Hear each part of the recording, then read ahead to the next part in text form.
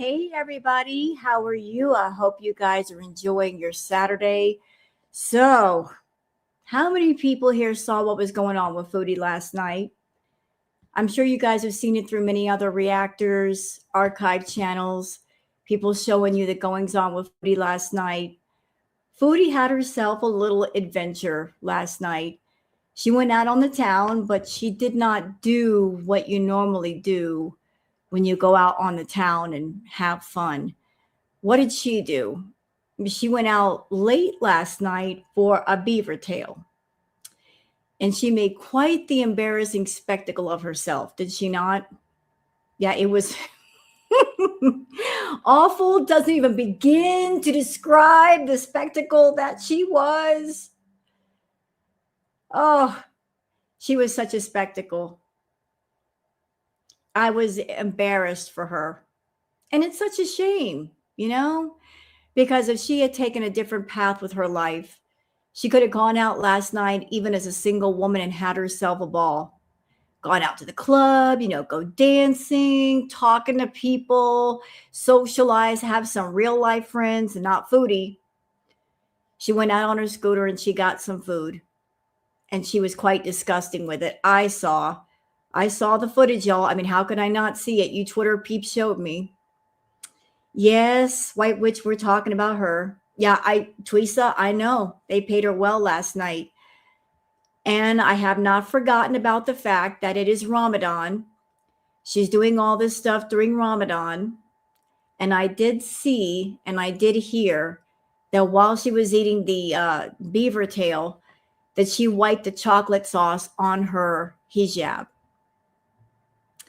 Very disrespectful. Very disrespectful.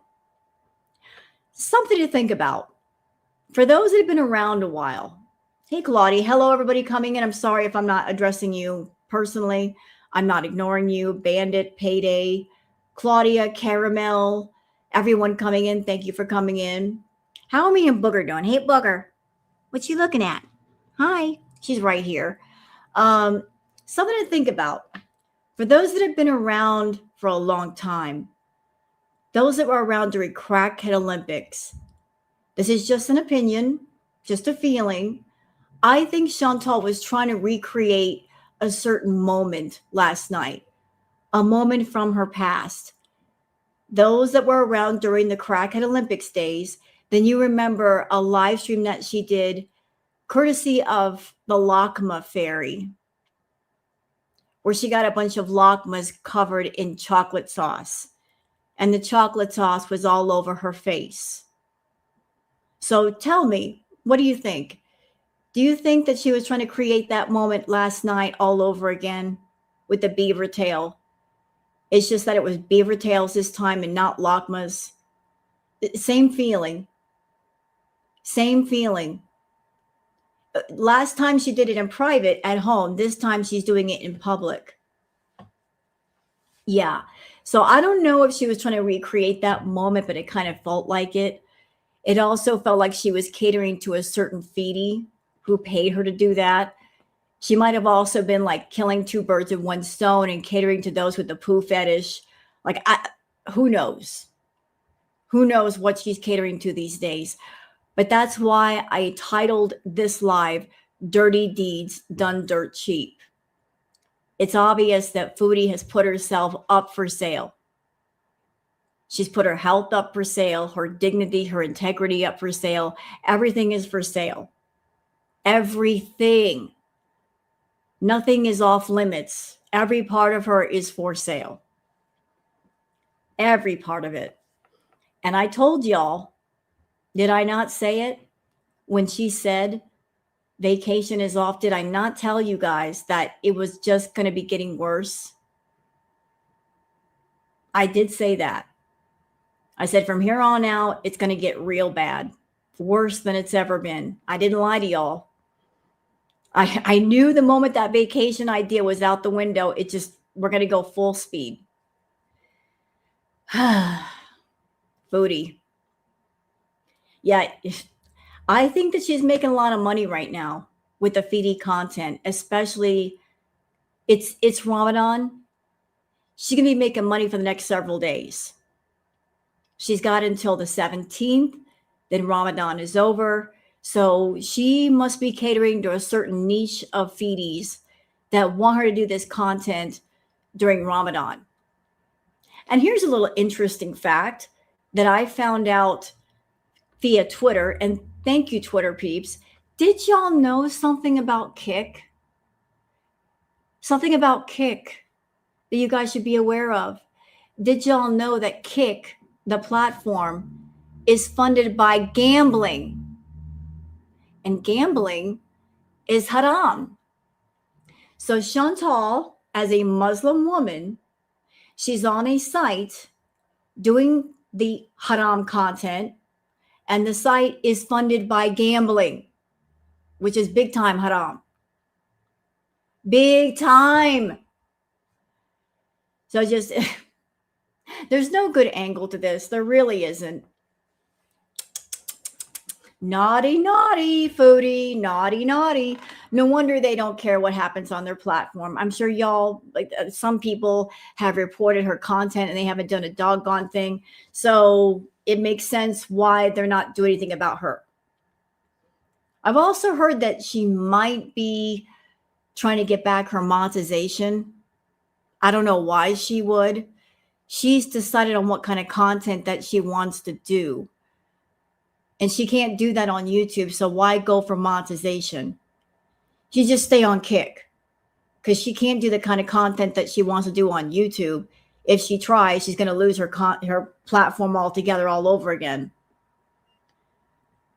This comment said of a Dubai porta potty humiliation. Yeah. See, here's the thing, Mrs. Peel. When it comes to Foodie, where most people would be mortified with humiliation, I think she gets off on it. I'll die on that hill. I think she gets a thrill of being degraded and humiliated. She really gets off on that. Always has. Always. It's been going on for years. That's just my opinion, though. You really can't humiliate her in the normal sense. You can't shame her. She loves it. She absolutely loves it. Yeah, I saw the one-ton woman comment. And that by itself proves that she has no shame, because any other person hearing that would have been mortified and running away. Not Foodie. She's like, "What did he say, girl? He was clear as day. I heard his comment." She didn't say anything to him. She just acted like she didn't hear it. What did he say? He was clear as day. I heard him. I'm like, oh, oh no, that's terrible. Oh my. Wow. And you didn't say anything to that guy. Nothing, Foodie? You said nothing to him and his friends. Of course not, because you're a coward. You didn't say anything. Anything. Well, hey, Booger, you're back up here. So we got some Twitter peeps to go over. There was a lot of stuff that happened yesterday. I am not showing her eating a bunch of food. I did. Hello. Hi. The queen is saying hello to all of you. I did see the footage where she ate 33 meatballs in 35 minutes. Yeah, I heard all about that too. You know, just because I don't react to everything doesn't mean I don't hear about it and I don't see it. Hey, Booger. Want to say hi to people? Hi. It's a kitty. Yep, like this is Booger. It's Booger. Booger. Yeah, the baby. Rah, rah, rah. Scratchy chin. Scratchy chin. You got to get the scratchy chin. Rah, rah, rah. But we're going to do some Twitter peeps. I don't know how Booger knows when I'm about to do the Twitter peeps. He's like, oh, you're about to do the Twitter peeps? Let me just jump up in your arms and you can hold me. And I dare you to try to touch that mouse right now. Ow, ow, your claw. Thank you. Y'all give me a minute. No, you had a cat named Booger. Now I got one named Booger. I got my Booger critter. But since Booger decided to curl up, what do y'all think about Foodie's content anymore? Why don't I screech in her ears just like Foodie? Because I love my cat. And I know that animals have very sensitive hearing, and I'm not going to do that to her. I'm not going to torture her. My cat likes chill energy and she likes quiet. Get the Booger. Hi. Hey, Pizza Kitty. Yeah, her content is disturbing. And listen,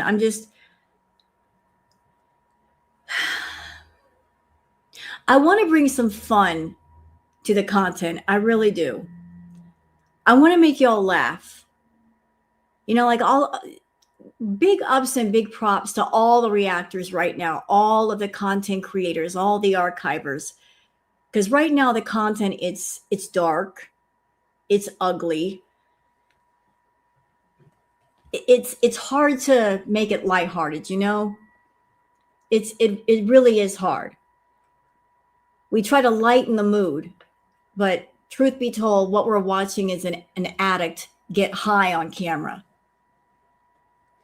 It's really hard to make addiction content. Hey, Booger. It's how do you make that lighthearted? It's difficult. Hi.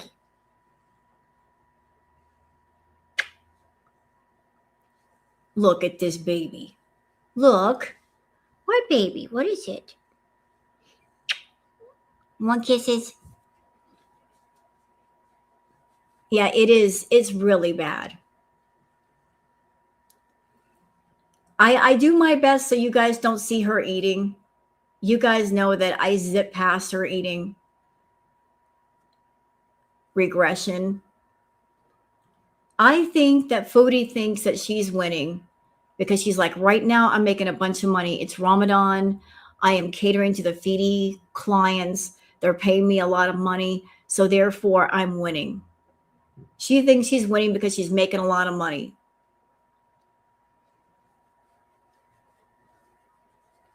But can I confess something to y'all? Anymore when I do live streams on Chantal, it's not so much on what's going on with her day to day, because there's really not much going on with her day to day. She doesn't do much anymore. It's like just pointing out to people what kind of content she's doing, because I feel you, as people that you watch videos, you watch live streams, you have a right to know what's really going on here. Chantal will never tell you. She will never come right out and say, I'm doing fetish content. Even people who watch something have the right to know what they're looking at, so they can decide whether you want to watch it or not watch it. And she's doing adult content where it doesn't need to be. If she did it in an adult forum, I would have no problem with it. Nobody would see it. It would just be for specialized people. I wouldn't say a word. What's making it wrong is where she's deciding to do it. She's doing adult fetishes in a place that's non-adult. And even as somebody that I'm in the adult industry, even I think that's wrong. There's a time and a place for everything, and YouTube is not the time and a place for that. You go where it's appropriate. Take it somewhere else with only adults can see it. You can easily take it somewhere else. Tell your clients to meet you somewhere else, but don't do it here.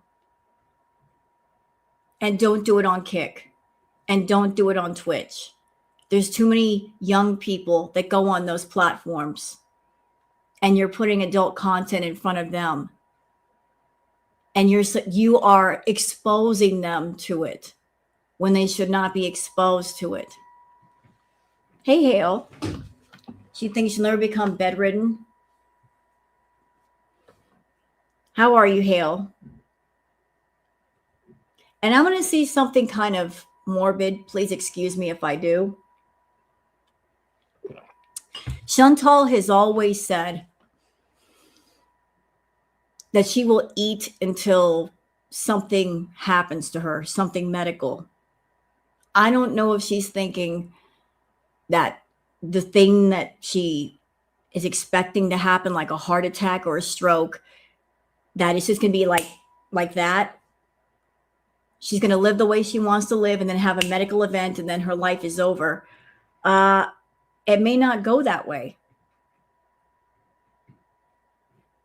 She may not get her wish. It may be a case of you have a heart attack or a stroke and you survive it. And there might be severe effects, like half your body being paralyzed or your memory being messed up. And then once that moment happens, you're going to need medical care for the rest of your life. But when that event happens, no more being foodie beauty, no more doing the feedie request, no more being praised by the feedies. They'll move on to somebody else. You know, it's a lot of things could happen. Yes, Booger. What is it? Do I still find her interesting? The 19th floor arc feels off. Do I still find her interesting? Honestly, no. There's nothing interesting about her right now. It's disturbing. Her content is disturbing. I'm pissed off that she's exposing people to it.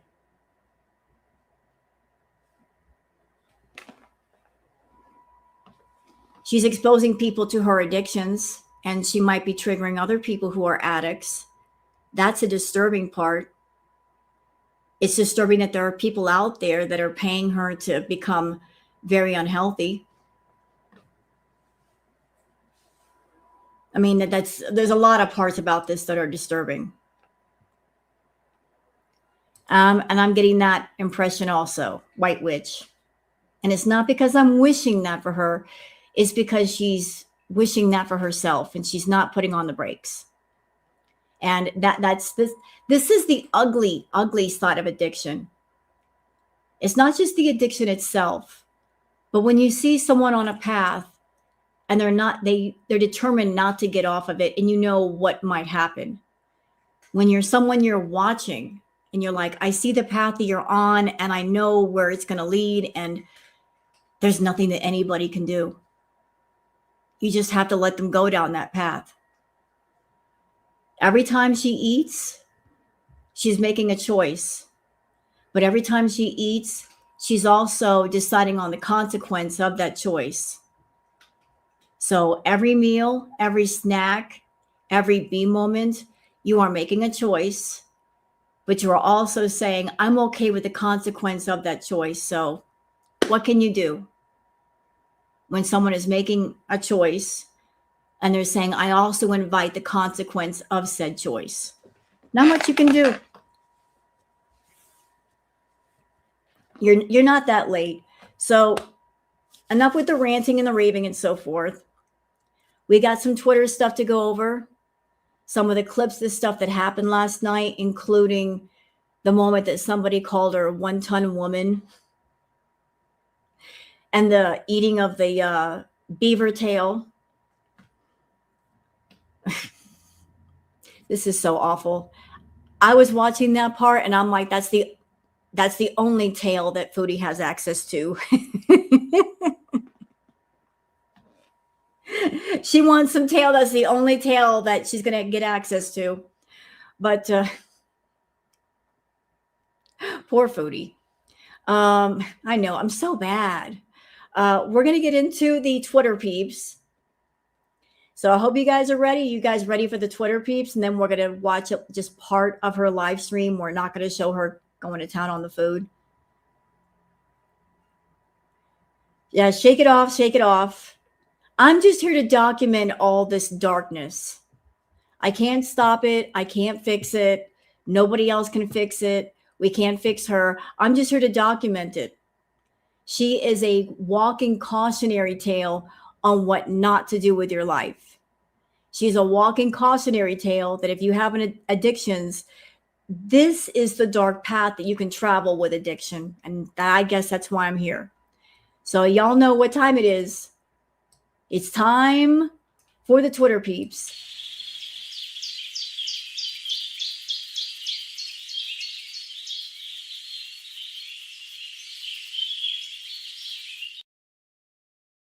Okay, it is time for the Twitter peeps. Yeah, you know what?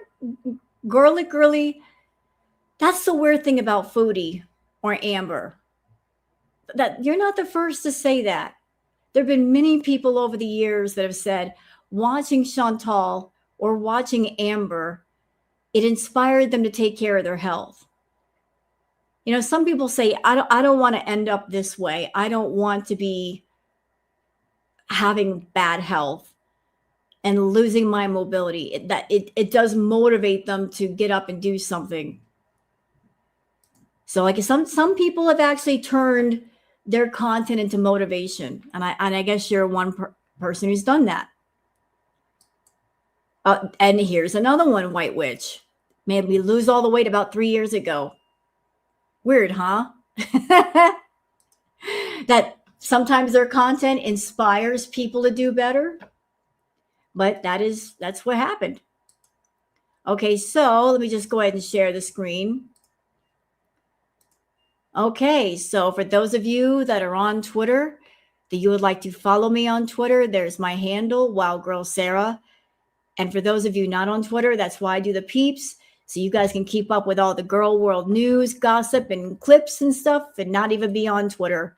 So Queen Jellybean says Foodie Beauty just said Salah is saving the elephant pants, and she's, quote, pretty sure they're dirty from Thailand when she pooped her pants.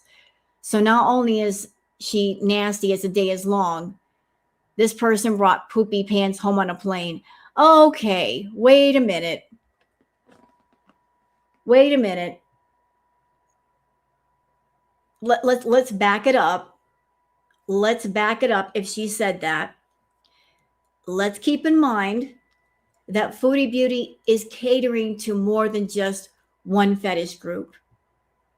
I think Chantal has a poo fetish of her own, but I also think that she actively satisfies, looks for, targets other fetish groups, including those with the poo fetish. And that is why she's talking all these fetishy sounding stories. Like for those of you that are watching Foodie, you're like, why is she saying these things? You couldn't waterboard this out of me. Yeah, yes, that part right there. Hello, $250 cameos. Hello. This could be her sending out a signal to these different fetish groups saying, hey, if you got this particular fetish, contact me on Cameo.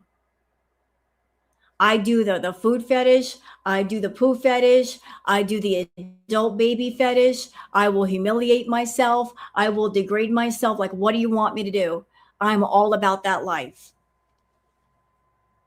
So, like, she is targeting many different fetish groups all at the same time by telling these nasty, disgusting stories. You know, it's okay. So to just know that when you watch her, she may be lying to you, but she may be telling these disgusting stories for fetish guys. All right. So Peach Slick says, so we all agree this was paid for feedy content, right? Cowboy Dog says, you guys will never see the old, messy, gross version of me ever again. That's a good direct quote from Chantal. And here's a screenshot. This is what she was doing last night. This right here. This is what she was doing in public, not even in her house. Yeah. And Sin Eater. Hold on a second. I got a comment about that. her calling her private parts her booga. I've been watching Chantal for years. Never have I heard her refer to it that way. So I'm thinking that that is something for her adult baby clients, because that is something that a child would say. I think like she's forgetting like what clientele she's catering for in the moment. I've never heard Chantal refer to her private parts as her booga. Never. That is something that a child would say. Yes or no? That's for adult baby people. My booga. I've never heard her talk like that.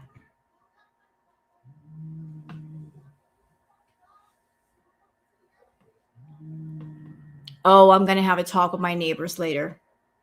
They're going to see Spicy Rose, but I got a live stream right now. It's okay, Booger. Is it something like I don't know. I don't know, Broasted. I don't know. But she's talking about my booga. It's just so sensitive. Girl, stop it. You got an entire infection petri dish going on down there. What do you mean? But this is what she was doing in public. Yeah. Not even like wiping it off her chin. Like, she thought it was cute. How does her family not have any say in this? Rebecca, she's 42 years old. The family can't do anything. They can't stop her. They can't stop her from doing this. They can't stop her from acting this way. This is straight Foodie content. All right, let's do something positive from the Washington Post. Love is in the air at Edinburgh Zoo. Pebbling marks the start of the breeding season for Gentoo penguins. Kids at Edinburgh Children's Hospital charity painted pebbles for the penguins to choose from and present to their mates. So for those of you that didn't know, penguins, during mating season, they'll pick a pebble and they'll give it to the one that they want to mate with. So these children, the children's hospital, they paint the pebbles and they dump them out so that the penguins can present the painted pebbles to the female penguins as part of the courtship. Aww, how sweet. Aww, look at that. Look, the penguins are going shopping. They're like, I'm going to pick the prettiest pebble to impress my girl. Look. It's like it's their version of giving like a bouquet of roses. And that female penguin said, nah, I'm not impressed. I'm not impressed. You better try again. Go give me another rock.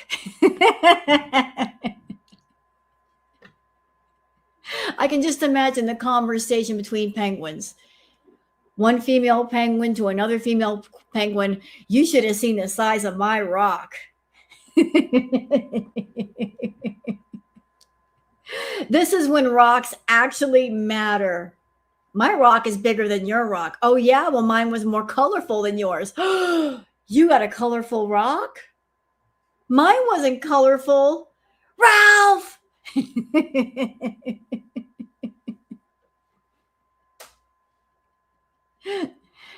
So, penguins with rocks. What? What? I just thought you guys should see that because it's funny. Ah, that's not funny. DX says, if you ever feel sad and lonely, just remind yourself you don't have to simulate eating logs of poo online to get a text back. Kelly says, Foodie Beauty has no shame. I'd be so embarrassed to do this crap in public. So let's watch the clip.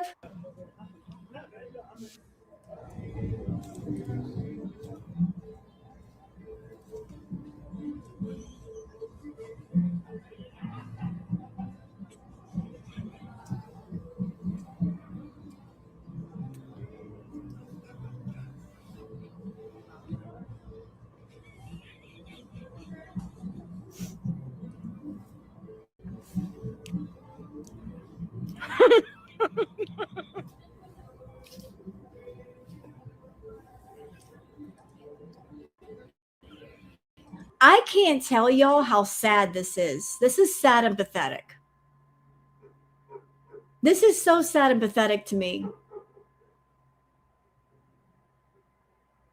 That you're going to go out on the town and you can do anything and you can go anywhere. And what do? You're doing your feedy content outside the house. You could go into town. You could go shopping. You could see things. You could do something besides the stuff that you do inside. And the only time you go into town is if a feedy pays you big money. They want you out of the house. So they'll pay you big money to get out of the house and humiliate and embarrass yourself. That's the only time you get out. Sad. Fucking sad.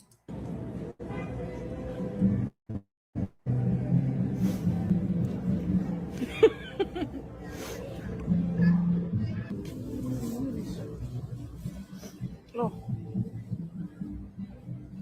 I went to ask for napkins.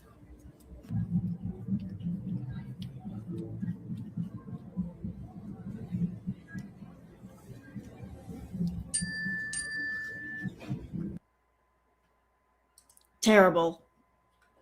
Terrible. Absolutely terrible. During Ramadan, we're doing all this during Ramadan, and Ramadan has been going on for another 10 days. I don't know what kind of clientele she caters to. I think that there are people paying Foodie for haram content. And that's why they're having her go out into town, because they're not just content with her doing it inside of her house. They want her doing it outside of the house. Hello, Mike. Hey, Mike, you can't stay. It's okay. I'm so glad that you're here, sir. Welcome. But doing the haram content outside the house. Show everybody this behavior. How much did you get paid for this, Foodie? How much money did you make going out and getting the beaver tail? I'm curious. What's the rate of pay? Yep, they wanted to go out and publicly humiliate herself. And this here, I've been saying that for years, Sin. She does have a humiliation fetish. She has no shame. I wish for that too, Caramel. I do. I don't think they will, though. I don't think they will. At least for now. She's been really lucky that nobody has come forward and exposed her content. And I've said it before. I'll say it again. If Chantal wants to do the adult content on an adult form, I got no problem with it. Nancy Jennings, thank you for the super chat. Just curious, what were her beezers saying? They must have thought this was disgusting, if not OMG. They were all on board with it. They weren't really yelling at her for this. They were just happy that she was out of the house doing something. See, here's the twisted thing about Chantal and her live streams and her content, and just something that should be known. Chantal's an addict and she's doing addiction content. But because of the way she's presenting it as it's not a big deal. It's not that serious. Like, while she's basically getting high on camera and getting her fix, she's laughing, she's giggling. She's taken this serious thing and she gives it cutesy names, right? Like, she calls the bee moments beezing. You know, you're putting a coat of paint on something serious so it doesn't look so serious. Like, it's no big deal. I'm just beezing. I'm just misbehaving. No, you're indulging in your addiction. So it's like, let's paint things in a light of being, it's this serious, dark subject, this content. Let's put it in a different light. Let's change the presentation to where it's not that serious. It's not that bad. Let's give it cutesy names. I'm just beezing. Nah, bitch. You are an addict. You are indulging in your addiction and you're looking for people to enable it and to fund it. That's the truth. But as long as the window dressing is lighthearted and colorful and it's cutesy, it's childish, nobody takes it seriously. Yeah, trying to disguise her addiction like it's not that bad. It is that bad. It really is that bad. You guys saw. It's bad. It's real bad. But that's why they don't fight her. Just because of the way she presents everything, like it's, It's no big deal. okay. Y'all ready for this part? Hold on, before we get started though. I don't even know what beezing means. Is there a quick story on how it started? I can give you like the Reader's Digest version. So back in the day, Tweeza, YouTube had no problem with people doing content and using the BINGE word. You could put that in the title and stay monetized. And then YouTube changed its policy where you could not monetize B moment content. That's when Chantal decided, I'm going to get around YouTube. I'm going to still do the same content. I'm just going to call it by a different name. That's when the beezing word came about. So beezing is supposed to mean misbehaving. Misbehaving could mean anything. It could mean her being on chemicals. It could be her eating food. Anybody who was on her channel knew exactly what beezing meant, though. They knew it was a code word for certain behaviors. The word beezing is actually slang. It comes from, don't ask me how people figured this out, and I don't recommend anybody doing this. Beezing is actually a slang term for people who took Burt's Bee Balm, the mentholated stuff, and put it beneath their eyelids, and it produces some sort of drunk effect. That's where beezing came from. Thank you, Tweeza, for the super sticker. Appreciate it, Mama. But that's where beezing came from.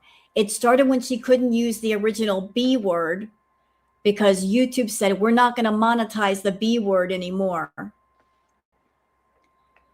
So that's how it came to be.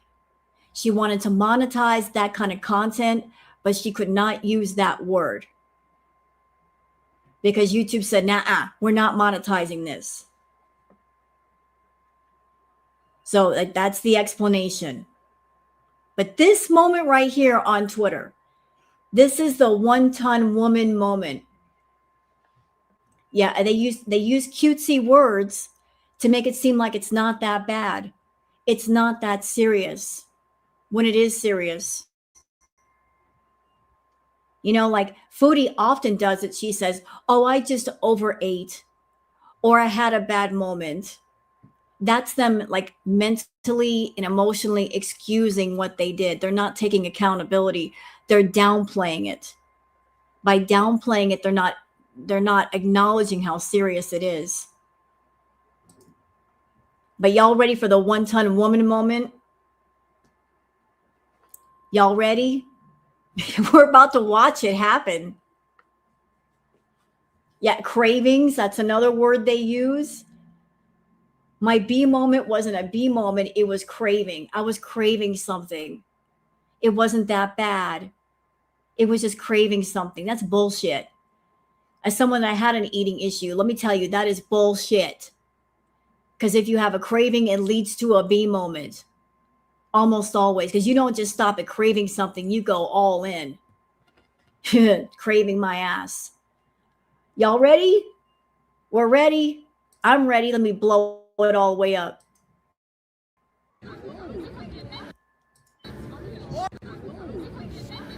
Wonder Woman! Wonder Woman! Wonder Woman! Wonder Woman! So I just played that 4 times.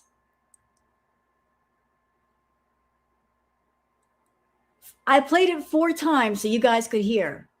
That was as clear as day. He didn't just say it, he shouted it. He said, 1-ton woman. There was no mistaking what he said. Oh, that's Shelly. That Scooter is voted best supporting character this season. Literally. Somebody give Wobbles an Oscar.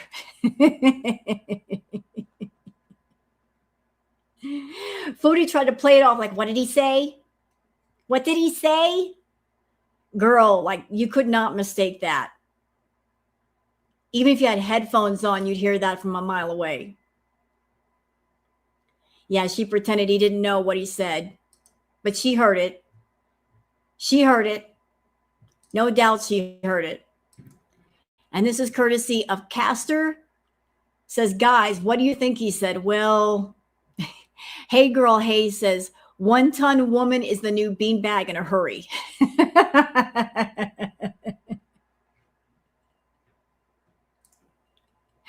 Hey, you know what? This moment would not have happened to Foodie had she not listened to a Foodie and been okay with going out late at night for a beaver tail. This moment could have been avoided. If somebody said, hey, go outside the house at 10 o'clock at night, get a beaver tail and I'll pay you. If she had said no to that person, this moment would not have happened. But she chose to do it. She chose to do it. Milky says, 1-ton woman, what happened to your big balls if anyone was mean to you in public? Yeah, she said she would be. She said, I'll kick their butt. Well, this guy practically shouted 1-ton woman at you and you didn't say nothing. Low-key, I'm not mad about it. It wasn't nice what they said, but they're not wrong. Actually, it's half-ton woman. Half-ton. She's 500 pounds. She's not quite 1,000 pounds. So he got it halfway right. It's half-ton woman, not 1-ton. Half-ton woman. That's very accurate. Very accurate. He's off by the numbers, though. Hectic Llama says, the saddest thing about this moment to me was the groups of people walking by her. So many out with friends and family enjoying the evening, and she's sitting there alone with only her kick chat and beaver tail for company. Yeah, that's what I said. There she is, a single woman living in Canada. She's making money. But when she has that moment to go out on the town, she's not doing anything. She's not going out dancing. She's not talking to people, just window shopping, doing as you do when you go out with friends. What do you go out and you do when you're out on the town? You're eating because you have no friends. You have no one to hang out with. This is your life. You go out strictly to satisfy requests, but not to do anything for yourself. Oh, you know what? I stand corrected. Thank you, 317. Quarter to woman, actually. A ton is 2,000 pounds. Like, you're right. You're right. I can admit when I'm wrong. Thank you for the correction. She's a quarter-ton woman. Quarter-ton beauty. Quarter-ton beauty. But yeah, this is her life. She never goes out as Chantal. She goes out only as Foodie Beauty. She's got to go out in character. She can't just go out alone and be without that camera on her. 317. She's 550 pounds. She can sit there and say she's 300. Bullshit. She's over 500 pounds. Debbie's World says the Beast thinks that she's famous when in reality she's nothing more than a circus sideshow. Maybe someone should educate her about that. No one wants your signature or to interview you. You're a loser. There's nothing more than a cautionary tale. Yeah, back in the day, they used to have sideshow freaks in circuses. That was back in the old days. Now it's people doing freaky stuff on the internet. Like she's turned herself into a sideshow spectacle attraction. And she's like, this is what I want to do. You know, like, and she's okay with that. I wish BB would come across her in public and tell her to get some dignity like he did when she visited his place when they broke up. You know what, though? I'm glad that BB is out of this. She put him through enough. And even if he did tell her to get some dignity, she wouldn't listen. She's too far gone. Like, why should he involve himself into her life? She's not going to listen to anybody. She's not ready for the help, so why offer the help? Why offer the words of wisdom or support or anything? Just until she's ready to listen, it's you're just wasting your voice. So let's keep going. Raised Dactylion says the person who spends a minimum of $3,000 a month on takeout food for one person can't stand people who display extravagance on TikTok. Yeah, how many times has Foodie gone in on people that buy expensive purses? I can't believe they spend so much money on an Hermes purse. Well, Foodie, even if they spend 20, 30 grand on a purse, that's something that they can keep. You, on the other hand, how much money have you spent on takeout? You can't even say, I spent $3,000 on a purse or a piece of clothing and make it make sense because I got to keep it. You spend all your money on food and then it goes down the toilet. How much of your money is in the sewer right now? You're eating through your checks. You're eating through your profit. Debt from food, bankruptcy from food. Well, let's think about the system, y'all. Let's think about Foodie's system. Okay, so she's a person with multiple addictions. So she gets online, she acts inappropriately, gross, disgusting, vulgar, does that on Kick. She used to do it on YouTube. So she'll get on Kick and she will dry beg for food, right? We've seen her do it. She'll dry beg for the food.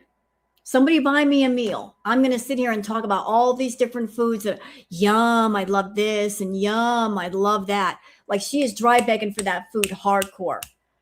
Like she'll mention 4 or 5 different kinds of food. Like, I really want this. I really want that. Oh, I'd love some Chinese takeout. Somebody buy me some cupcakes. Blah, blah, blah, blah, blah. Dry begging. She's throwing out like 10 different items on purpose. You know, like, I really love some takeout. Wink, wink, nudge, nudge. I really want some spaghetti. Wink, wink, nudge, nudge. She's making all these different suggestions so that somebody out there will buy her some food. And maybe somebody does. So they'll buy her some takeout. So her dry begging worked. She'll get the meal, which means she gets some free food that she didn't have to pay for. At the same time, by eating the meal on Kick, by doing that, she's advertising herself to other feedies in the audience. So it works as I'm getting a free meal, plus I'm putting some advertisement out there to other feedies. And, you know, I'm sending out the bat signal. I'm sending it out, which might also lead to her doing the private request on Cameo and wherever else she does them. So she makes money there. So they'll give her money for these requests. And then what happens? She'll spend the money on food, which makes her sick. So it's all about keeping this circle of addiction spinning around itself. I'm going to get online. I'm going to beg for food. I am going to toss out suggestions for food. People are going to pay for my meals. I'm going to eat the food to bring in more people to support my addictions, which will lead to more requests, which will keep me fed. It's about keeping the food addiction wheel turning. So you're not really going anywhere. You're just spinning it in place. It's nuts. It's nuts. It's so stupid. It's so stupid. Y'all remember recently she was talking about what her expenses were? Notice how she did not say how much her food bill was. Anybody remember that? I got to spend this much on rent and this much on my bills and blah, blah, blah. But when it came time to talk about her food, let's not talk about that. I don't want to tell y'all how much money I spend on food. Because if I told you, you would be shocked. I don't want to tell y'all that I spend like $6,000 a month on food. Because if I told you that, you would know I have a problem. You would think that I was crazy. $100 food budget per day. I think she spends more than that, sock puppet. That's just like that's low balling. That's lower than her fupa balls. That's low balling. She spent $80 on one meal not too long ago. $80. She wanted to eat 2 different meals at once, $80. So, and she only spends $100 a day? Nah. I think it's more. I think she lowballing. I think it's up to maybe $200 a day, especially right now during Ramadan, and she's making that money. She's spending a lot of money on food. A lot of money. That's crazy. I can't imagine. Why do people spend so much money on purses? Why do you spend so much money on food? Bitch. I could pay my rent for several months with what you spend on food. Fat Kid Cool says Chantal is just a recycled villa era disaster with zero self-control. The tantrums, the profanity spirals, the impulsivity, nothing has evolved except her weight. We're watching reruns with a hijab costume. I slightly disagree. Is it a rerun? Sort of. Is it a complete rerun? No. Why? Because Crackhead Olympics was entertaining and this is not. That's why it's not a complete rerun. This is not a repeat of Crackhead Olympics. She's trying to bring back elements from that time, but not being successful. Crackhead Olympics was crazy. This is crazy too, but just in a different way. It hits different. Yeah, it's a crappy reboot series.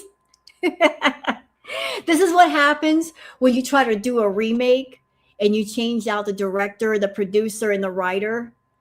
It's a bad remake. And you're like, what is this crap? She sleeps all day, that admits she eats 3 meals all at once. Gluttony. Yep. The Olympics was so good. Yeah, and you know what I've said? What made Crackhead Olympics what got people into it was it was a combination of different things. It was shock. It was disgust. It was the unpredictability. That was the number one thing, the unpredictability. You didn't know what was going to happen.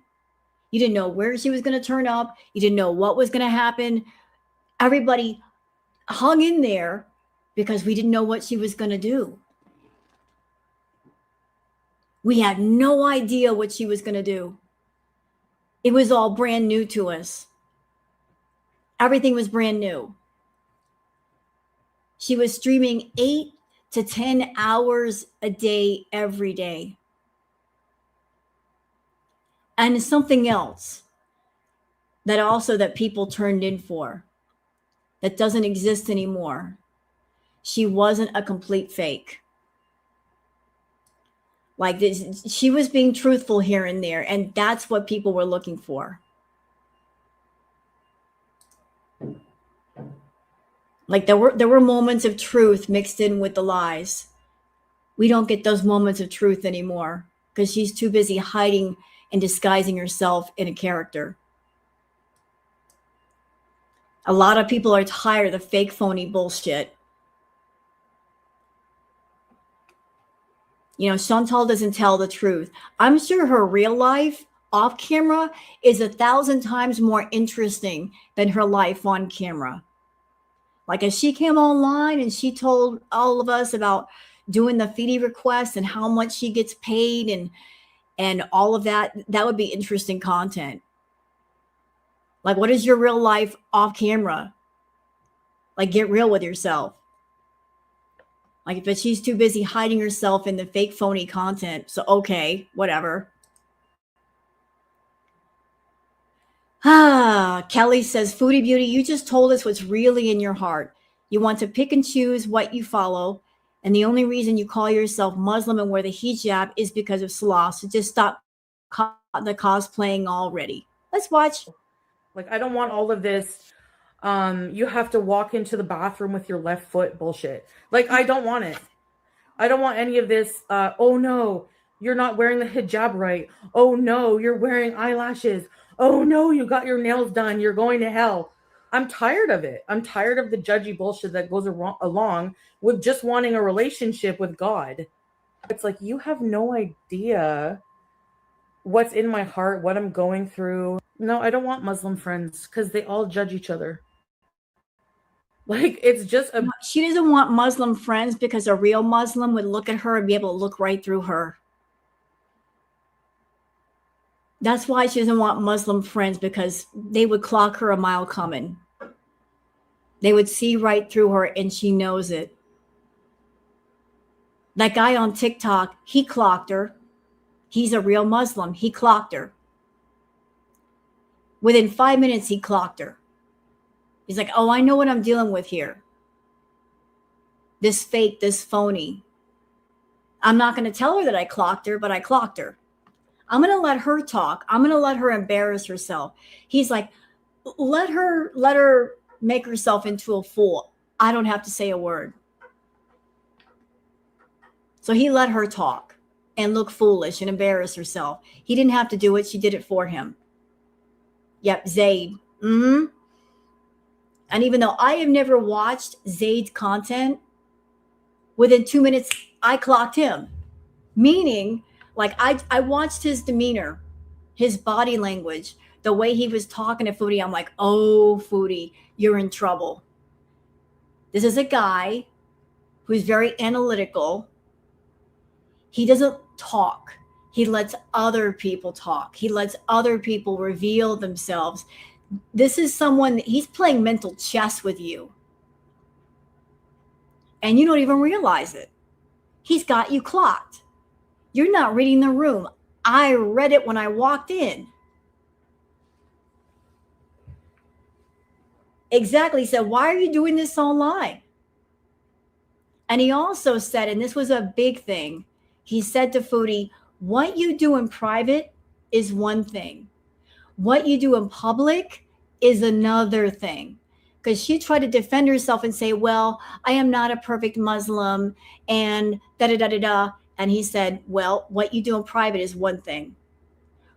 What you do in front of people is another thing. She didn't have anything to say to that. Hi, Starshine. She got quiet. That's why she doesn't want Muslim friends, because they would let her know all about herself. a big cult of judgy people. Like, I don't want all of this. You have to walk into the bathroom with your left foot bullshit. Like, I don't want it. Of course not. You don't have a Muslim faith in your heart. You are simply using it as a shield. You think that by putting on the abaya and putting on the hijab, that puts you above people and above reproach. You're using it as a shield by portraying yourself as I'm a Muslim woman.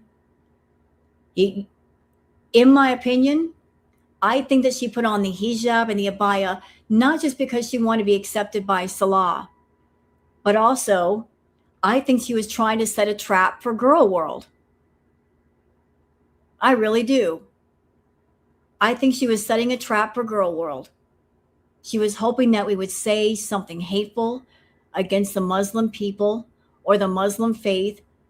She wanted to try to get us all in trouble by claiming Islamophobia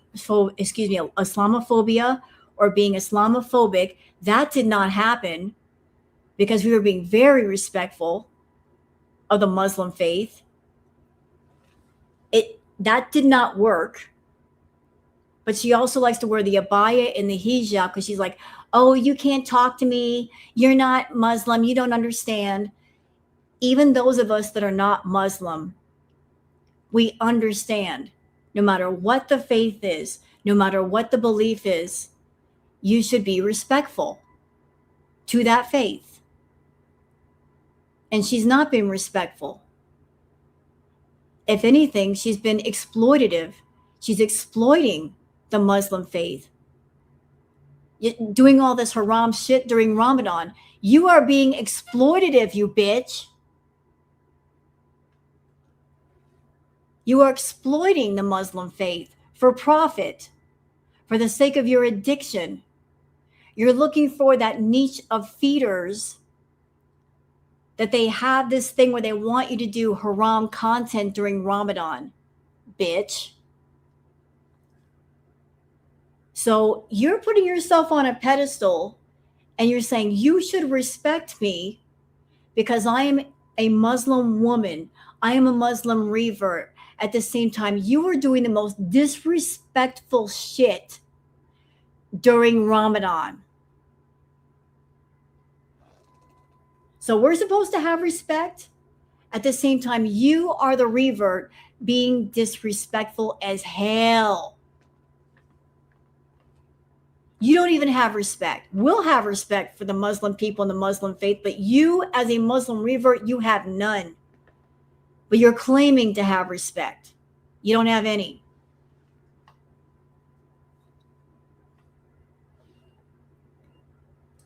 She's a Muslim. Yeah, I'm the Queen of England. God save the Queen. Especially Queen Booger.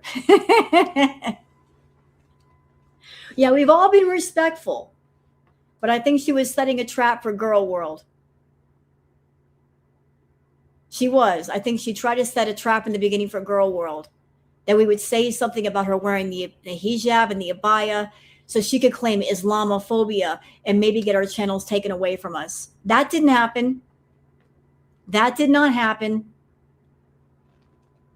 But doing haram content during Ramadan, you're going to go into town publicly in front of people and eat a beaver tail, using this image of being a Muslim person when you're not. You're going to do Foodie content with the food dripping down your face. You're going to take your hand and wipe the chocolate sauce on the hijab. Talk about disgraceful, disgusting, and disrespectful. I want to know who paid you for that. Who paid for that? Somebody paid for that. There's a reason why you did what you did last night. Who paid for that shit? Fat Kid Cool says Chantal dreams of someone seeing her as sexy instead of disgusted by her habits. Reality just RSVP'd. Hell no. Well, she ain't sexy unless you're a death fat feeder. This behavior will be sexy to them. That's pretty much about it. The death fat feeders love what she's doing. That's pretty much who all. Yeah, you're sexy, baby. Keep it up. Okay. All right, palate cleanser. Science Girl says tigers are solitary animals. They love huge personal space. Lions are social animals. These two are bonded friends, overcoming their differences. Oh, look at the kitties. Look at a tiger and a lion. Let me guess. They grew up together as cubs. And that's why they get along like that. That's what I'm guessing.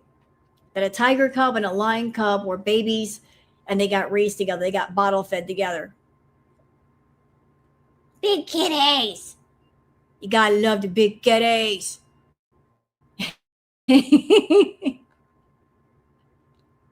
Tiger's like, I'm taking a bath. What do you want? Get out of here.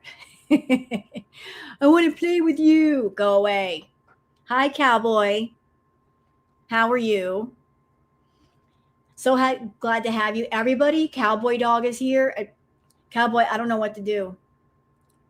Like, a cowboy, I'm only 499 pounds. I know. I'm sorry. I know how you feel. I don't know what happened. I ate 20 pounds of spaghetti last night. I don't know why I lost a pound. But I'm not in the 500 club anymore.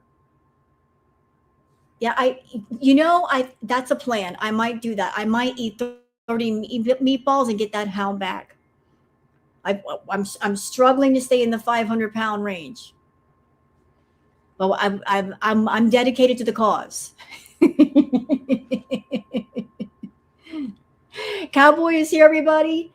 Can one of my mods please post Cowboy Dog's channel link in the chat? I know Cowboy's gonna hate that. Don't come to my channel. Don't watch me. Don't care. No, you didn't derail it. You're very welcome in here. Please. Enough. You're fine. You're okay. You didn't derail nothing. We're just doing the Twitter peeps. I was just discussing how Chantal was very disrespectful yesterday. Don't watch you. You're shy. Yeah, don't go to Cowboy's channel unless you're 500 pounds. That's the rule. You can't watch Cowboy unless you're in the 500 pound range. So if you're under 500 pounds, get lost. She don't want nothing to do with you. Yeah, Cowboy, I clocked that years ago. Years ago.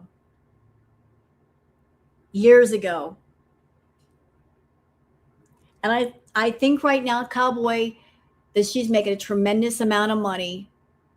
That she's going to make a tremendous amount of money from her haram content feeders until after Ramadan. We got 10 more days. If she's getting like the haram content feeders, they're going to be after her, and they're going to have her do more of the feeder content until the 17th. And after the 17th, it might slow down a bit. But last night, I think she was also recreating a moment, Cowboy.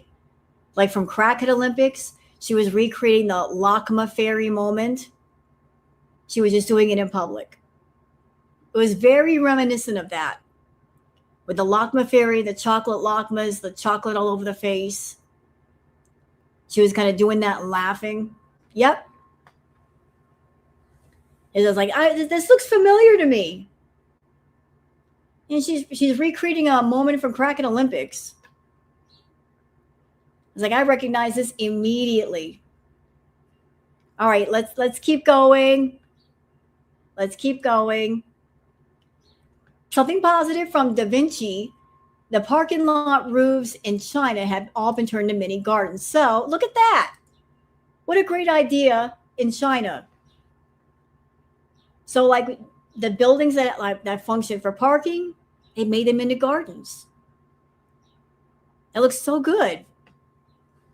Beautiful. And it's good for the environment, more oxygen for the universe, for our world. Instead of concrete, bare concrete, we've got some flowers. That's good for the bees. The bees have something to get the pollen off of. Good for the birds. The bees can be beesin'. It's good for other animals too. The ladybugs. So I just want to show that to you. I like showing off positive stuff. Oh, look at this. Sid Nelson. And suddenly the surfer is surprised by a penguin climbing onto the board. Look. The penguin's like, oh, I called an Uber. Are you the guy? Penguin's like, I phoned for an Uber and you showed up. Is this my ride? This is my ride. I was just swimming and there you are with the surfboard. Like I thought you were him. What? You're not my ride?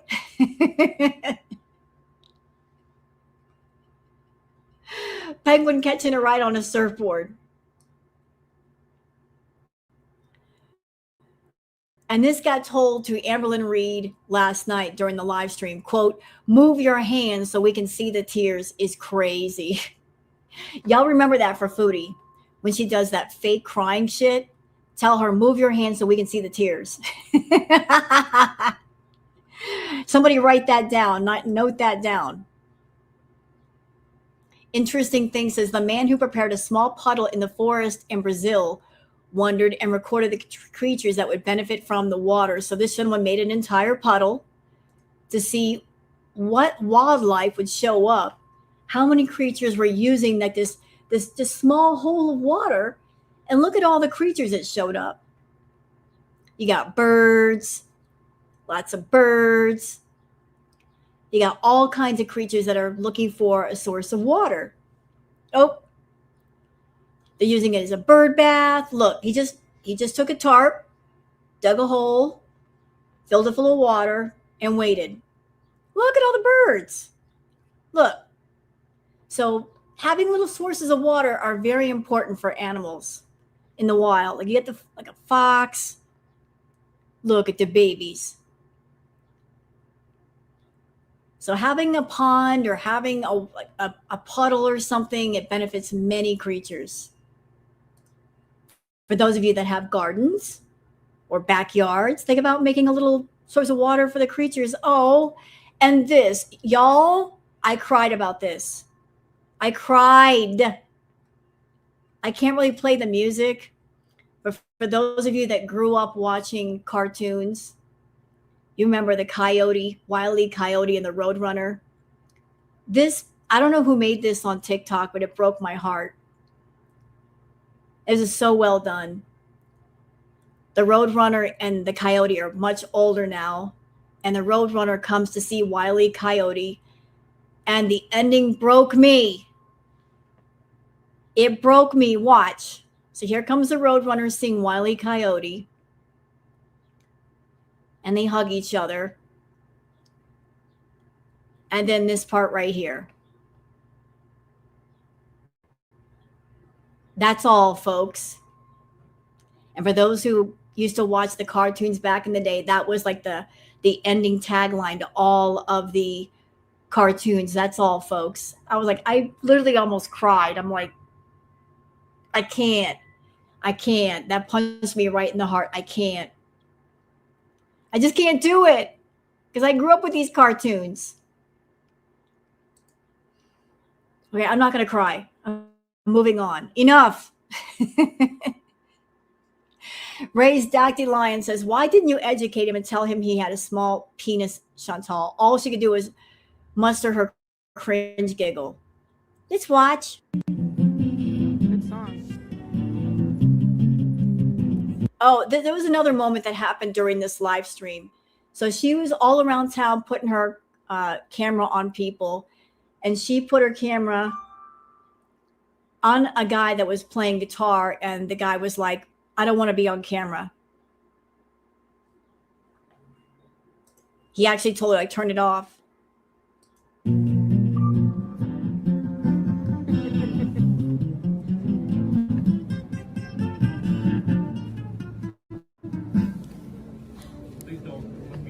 Yeah, don't. Oh, sorry. Okay.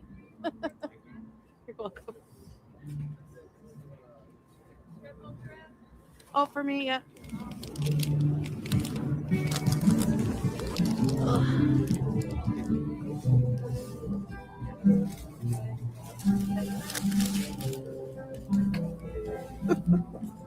You know what she could have done?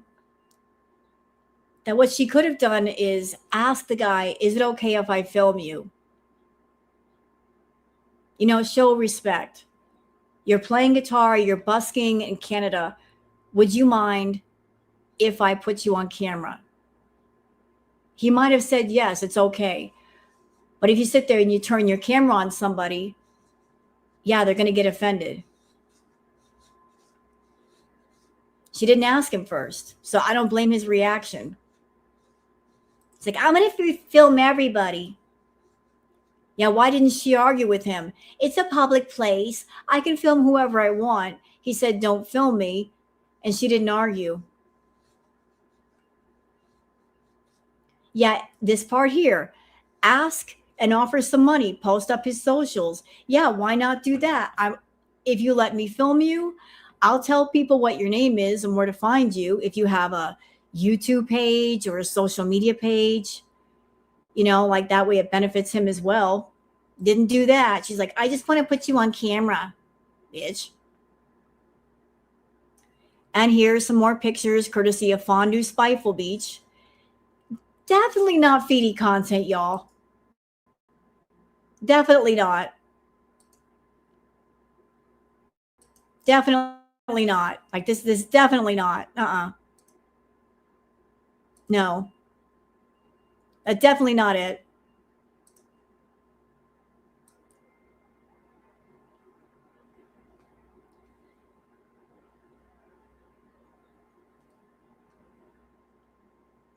Here's something from a fairy tale from No Context Humans. Tulip season in the Netherlands is something that everyone needs to witness once in their life. Look. Okay, watch this. This is the Netherlands. This is tulip season.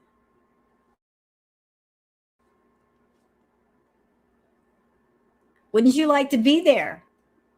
It's like walking into a fairy tale.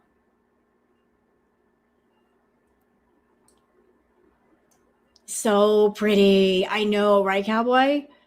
Oh my God. That is the Netherlands currently. It's tulip season. La Clickety. You should go. If it's only 3 hours away, go see that. Go do that. I want to go see. Somebody get some footage from that. I want to go, damn it. Raised Dactylion says, thought no one could tell she is streaming. It's just a black screen. Chantal is such a liar. So I believe somebody was asking her about where she was streaming, and this was her reply. Oh, you're on Twitch? You're on Twitch? On Kick. On Kick? Yeah. That's nice. Thank you. Oh, you're on Twitch? You're on Twitch? On Kick. On Kick? Yeah. That's nice. Thank you. What? You're not going to tell them that you're Foodie Beauty? What happened to that? I'm Foodie Beauty. Find me on YouTube. Why are you telling them just about your Kick? You're not going to tell them about your YouTube channel? That's interesting. Normally when she tells people about herself, she tells people about, I'm Foodie Beauty. Why didn't she tell them that? Why didn't you tell people your name? Are you afraid, Foodie, that they'll take a picture of you and post it on Reddit? They'll connect the dots. You don't want people thinking, oh, I caught Foodie Beauty out in the wild. Let's post a picture.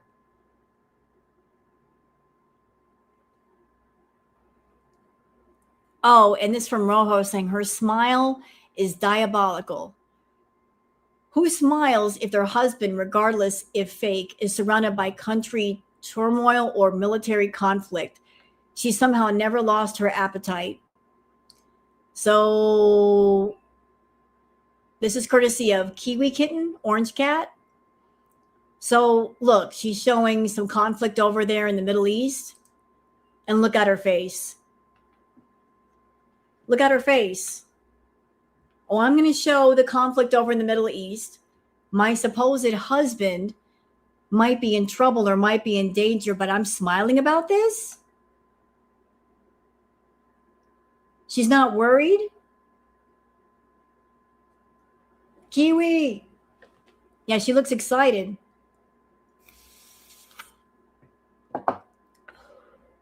What Foodie says and what Foodie does conflict with each other constantly. So she loves her husband, right? She loves her husband. Her husband is in a war zone. There's a lot of conflict going on. He might get hurt, and she's not worried. Her stomach's not in knots about what might happen to him. She's not worried at all. Anybody out there that's in my audience, if you had a loved one, whether it was a husband or not, and they were somewhere where there was imminent danger, would you not be worried? You probably wouldn't be able to think straight, right? You'd be all in your feelings. Why isn't she all in her feelings? What? She said that? She said missile bees, who does that? Yeah. Tacky.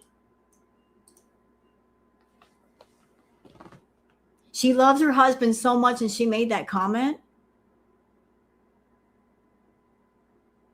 Why would you say that?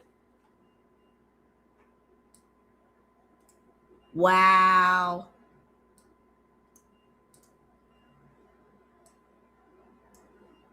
Wow.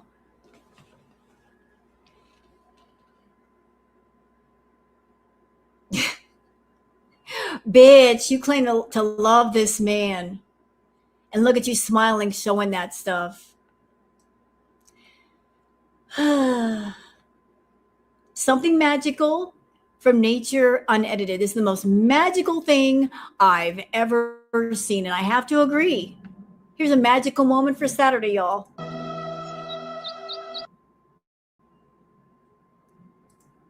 Here's a Disney moment. A deer walking to the stream. Oh.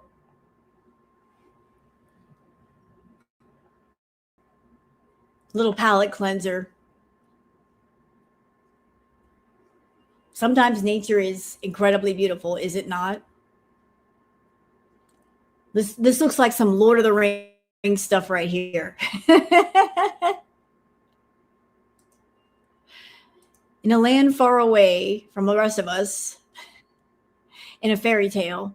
Oh, something funny from Massimo, a compilation of cats being cats and interrupting the news. Look at the cats interrupting the weather forecast. Oh, they should do this more often. They should let cats and pets and animals just interrupt the news broadcast. You know, why not? Let the cats come on through. Look, they're just like, whatever. Cats be cats. Yeah, that was Grumpy Cat.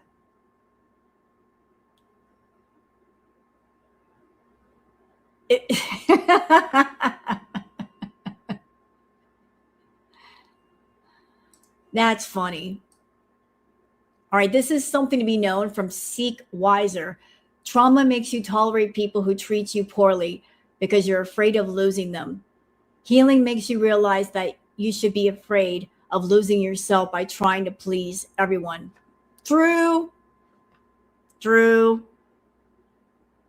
This part, MJK23 says, watching Zachary Michael's latest video, I learned that the Kick platform is financed through gambling money. I had no idea. Neither did I. Foodie Beauty, this is very, very haram. Every penny she earns is considered haram money. Someone should tell her this is very sinful for a Muslim. Well, she's already doing the feeder content. What does she care about Kick? I mean, if you're going to do it all, right?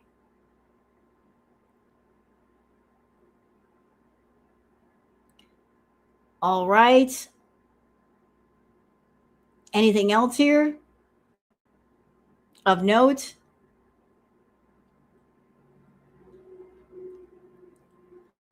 This is funny from Nature and Music. Birds of prey being handled are always just stunned by the audacity. This poor bird got stuck on somebody's porch and couldn't get out. This person's like, I'm going to help you out. I'm going to get you out of here. But look at the look that this bird gives the guy. Look at the look. The nerve of you. I'm a predator. How dare you?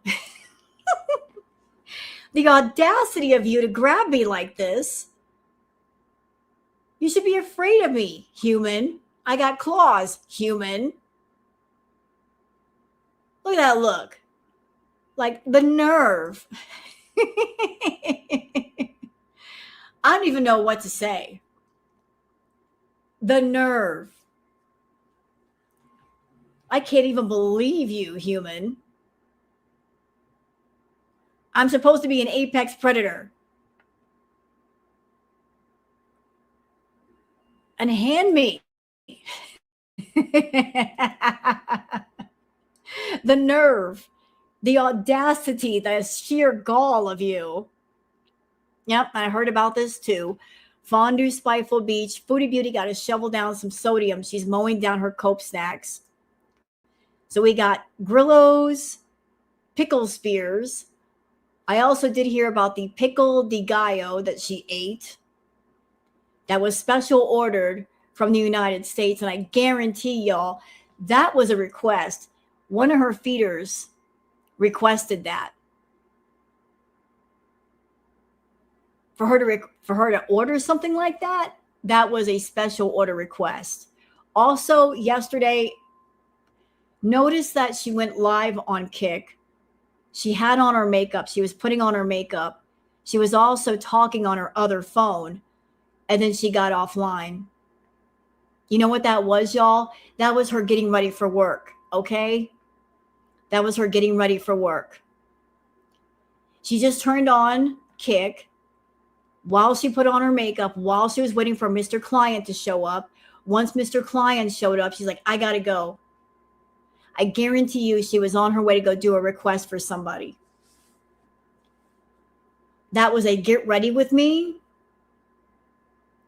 So when the client showed up and talked to her on the other phone, she can go do her request. Yeah, to go take a nap. She put on her makeup to go take a nap. Sure. Okay. Sure. So not only did she do the request yesterday, then she went out and did another one going out on the town and getting that beaver tail. So she was a busy lady yesterday doing those Foodie requests. Hey, Crystal. So just so you know what that was all about, why did she put on her makeup to go take a nap? She wasn't going to go take a nap. She was waiting for her Foodie client to say, I'm ready. Let's do this. The Tone Knob says Foodie Beauty is into some shady stuff. A sober person would never do this crap. Unlike her mouth, her pupils never lie. She's got to be into some bad stuff. I wonder how her romance scammer feels about this. Or was it a way to control her, perhaps? He don't even care. I don't think he's even talking to her right now. I don't think this lot is talking to her right now. He can't. Before the conflict, there was Ramadan, so he was busy. Now there's extreme conflict. When does he have time to talk to Chantal? She's not talking to him. He's not talking to her. She's acting like they talk to each other. They don't. But I think she's doing more substances and doing more of the food. Did she delete that stream? Yeah, he's busy and sick. Yeah, he's sick of her. He's busy and sick. Cowboy, I don't know if you watched Neo Tarot, but Neo Tarot did a very interesting tarot reading on Salah. I don't know if you've seen it, but there's some interesting information in that tarot reading about some shit that Foodie did to Salah, his family, and that home. Like she might have met some very bad stuff in that house. Because she evil like that. If you haven't seen it, I recommend watching it. Like she left some bad juju in that house. Bad. I think she did too. And I think she was pissed off when Neo mentioned it. Like, damn it, they got me. They're going to find it and they're going to get rid of it. They're going to know what I did. I in my react, I even took it further. I'm like, I would be looking for any parts of the room that have a hole in the wall. Get a flashlight and look in that hole in the wall and see if you see anything. There's anything stuck in there. Look everywhere. Anything that she's touched, anything she's come in contact with, immediately throw it away. Anything. If you don't know about it, you didn't bring it in the house, get rid of it. React to it soon. I already reacted to it. I did react to that reading. But I recommend watching that because I think she did something. I really do. Is there anything else behind all this stuff? We've already seen this stuff. Nope. All right. Pretty much all of this is just like talking about the Foodie stuff. We've already discussed this. Oh, boy. We're going to watch part of her live stream. I'm cutting out a lot of this. A lot of it. Look how much we're cutting out. This is courtesy of Orange Cat. Look, over an hour, we're getting past that. Y'all are welcome. I don't want to watch her eat. I'm not here for all that. I don't want to watch her eat. But this is courtesy of Kiwi Kitten Orange Cat. Y'all ready to hear her talk? It's not exciting, but it is what it is. Y'all ready to hear her talk?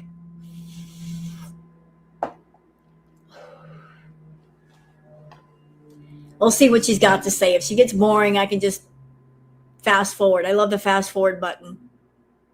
No. She said no. Cookity says no.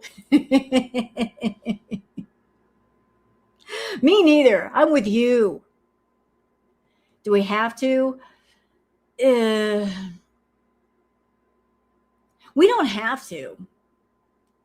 I'm just seeing what she has to say because I didn't watch all of her live stream last night. Again, if she gets boring and she starts with that food talk bullshit, we're zipping ahead. We'll get through this real fast. I ain't got time for all this. Is this after the beaver tail? Yes. Yes. This is when she got back home after going out. All right, Foodie. What's going on now? The Kingston bring BG. But sometimes you just don't feel happy where you are. You know?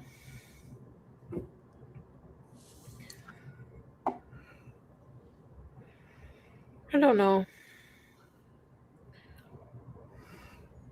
Home is where the cat is. True. She does make it feel like home. Yeah.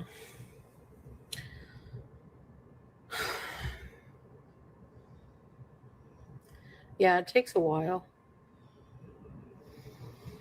Maybe, hokey pokey. I'm stuck here for now, but I think, I don't know, like, I didn't really want, like, I one time I didn't want to go to Malaysia, but, like, I just really miss Salah, and, like, I kind of... Oh, that was a confession. I'm stuck here for now.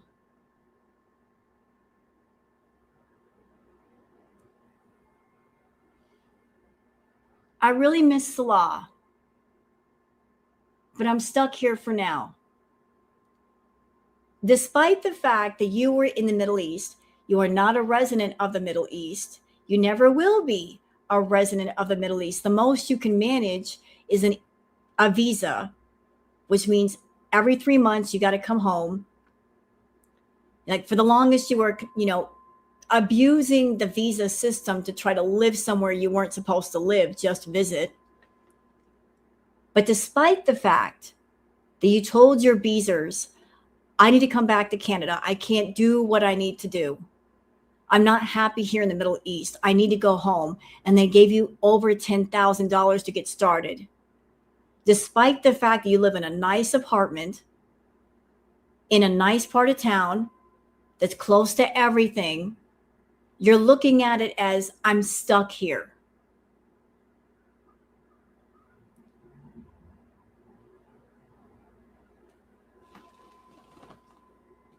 That's a nice thing to say after people gave you all that money to start over. That's a real nice thing to say. That's a real nice way to look at things. I'm stuck here. And you know what, Chantal? If you went back to be with Salah, if he allowed it, which I don't think he and his family will, you'd feel the exact same way. I'm stuck here. You're not happy anywhere you go. No matter who you're with, whether you're alone or with somebody, it's always like, it's not good enough. You're right. She doesn't care because it wasn't her money. It wasn't her money. Ungrateful. Absolutely ungrateful. I'm stuck here. I'm stuck here, y'all. I'm sorry you're stuck being an adult and you don't have a caretaker to treat you like a child so you can act like a baby. I'm sorry that life is being so hard on you. It's just so awful, isn't it? I'm stuck here. I really miss Salah. Guess what? He doesn't miss you. He's got his own problems right now. There's conflict where he is. He can't even begin to think about you. I really want to be with Salah. What, to be a burden to him and his family? They don't want you around. Just to see him, but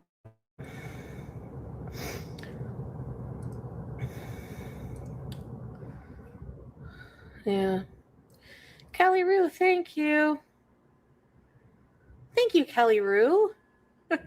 Thanks for the gifts. Thank you. Missing companionship. You know what? Somebody check Foodie's butt. The next time that Foodie goes live, somebody check her butt. When she turns around and she shows us her butt, everybody check out her butt and see if you see a dent in her butt cheek. From all the many times that people have kicked her out of places, somebody check to see if there's a dent in her butt. Does she have a dent in her butt from being kicked out of so many places so many times? I think she's got a permanent dent in her butt.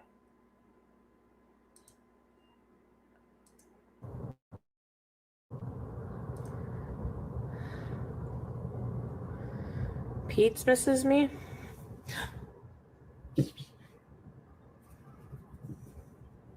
Yeah, it would be cool to see him and hang out.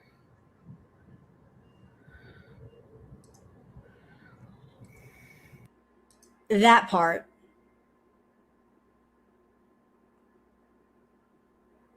Foodie,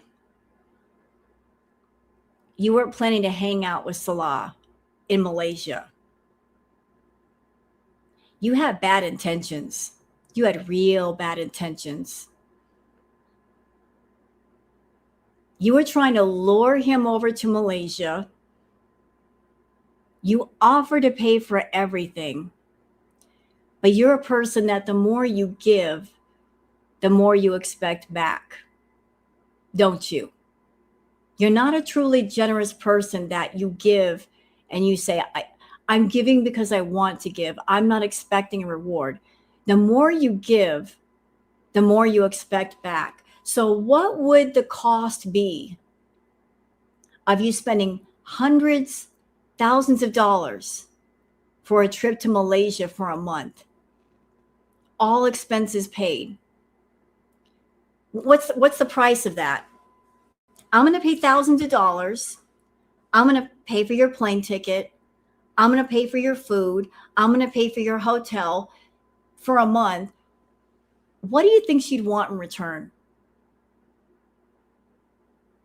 What do you guys think she'd want in return? Knowing Foodie, knowing how predatory she is. What is the cost of that? We already know what she was expecting. We already know. She's already told us. She was buying lingerie. She was wanting to get her nails done, all that.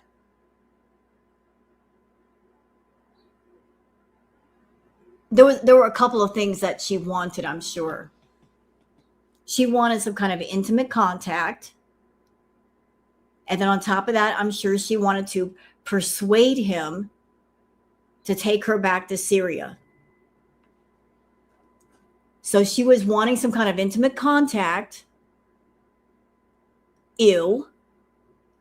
And then after this, not all the way consensual personal contact, on top of that, going to strong arm her way back to Syria. So I'm going to touch you, knowing that you don't want me to touch you.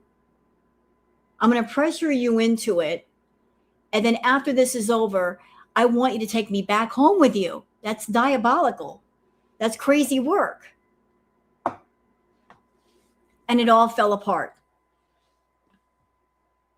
She did not get what she wanted. She did not get personal contact with him, nor did she get the opportunity to be alone and isolated with him, to pressure him or threaten him to take her back to Syria.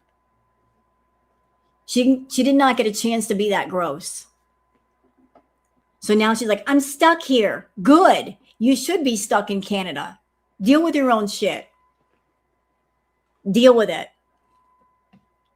If that was your way out of Canada, that was a bad way out.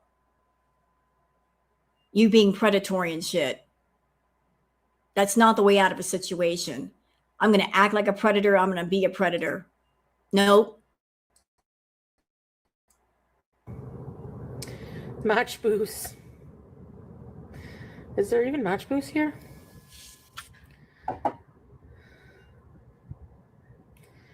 Yeah, maybe someday, Kiara, but it's not an easy process. Immigrating to Canada, especially nowadays. Excuse you, ma'am. You look like Batman. What do you have to say for yourself? Ma'am. This is Wendy's.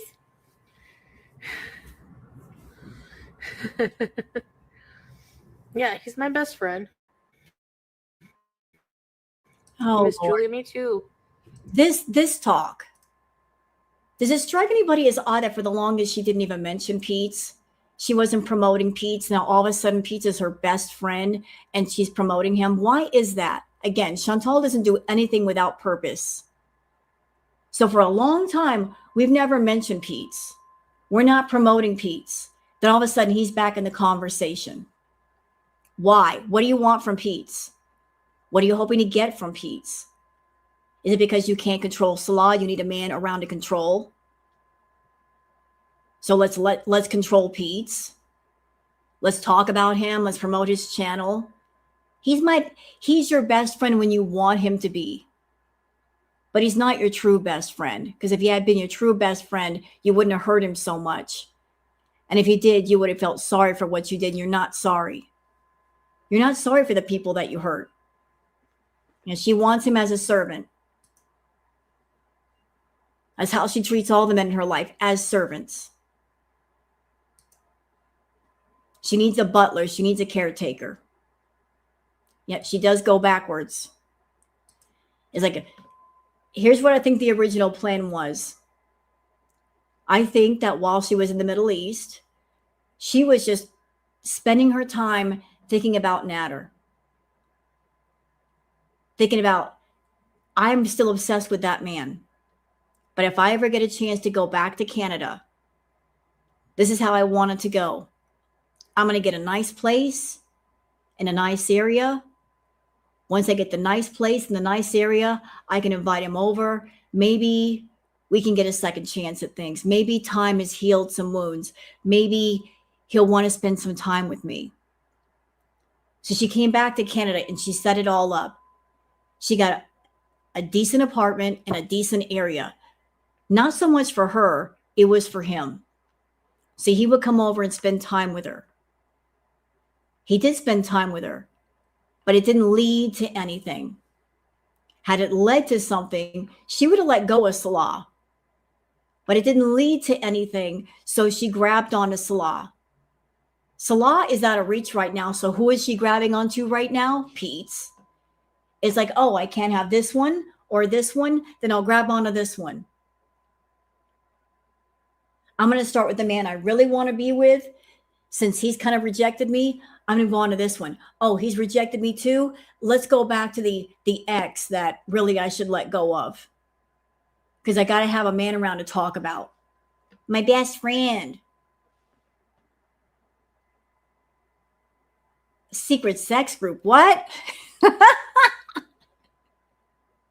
What? What you mean, secret sex group? What do you mean? What the hell? No, no, no, no, no, no, no, no, no, no. No, thank you. Secret sex group.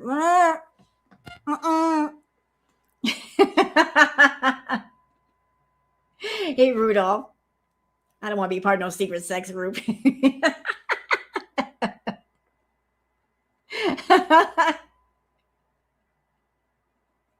Hold on. If there's a sex group, why is it a secret? It's a group.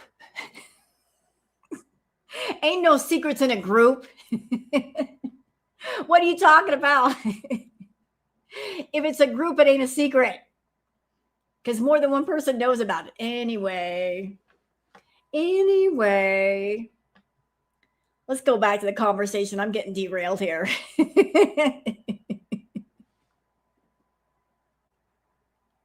We're going back here because my mind is going in places that I don't even know.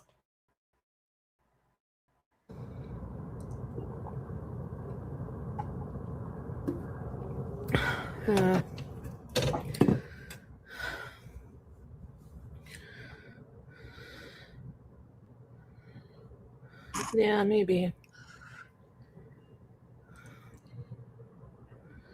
It's like the secret sex group. What is it on Craigslist? Is this a Craigslist sex group? Back pages. Boost, really? Really, Jill? What are you doing? Ma'am. This is a Wendy's. A little breath. Why do you think it's playtime now? You think it's playtime? Bring me your toys. Bring me that stinking Rudolph. You bring me that stinking Rudolph, you hear me? You bring it. No, I'll tell you what Chantal is. She's a bisexual. Not to be confused with bisexual. B-I. She's not a bisexual, bisexual. She's a bisexual, B-U-Y. You buy her something, she gets sexual. She's a true bi something sexual. Always has been.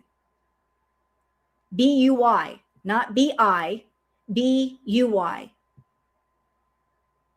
You buy her something, she gets sexual.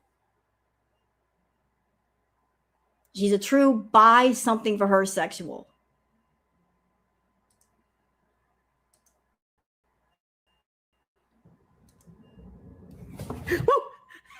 Haha. You thought you would get me, didn't you? Hey? Is that what you thought, BG? Oh, Callie. Thank you, Callie Roo. Thanks for the gifts. Ow, my boobs. What boob? Ow, Beach. Thank you, Callie.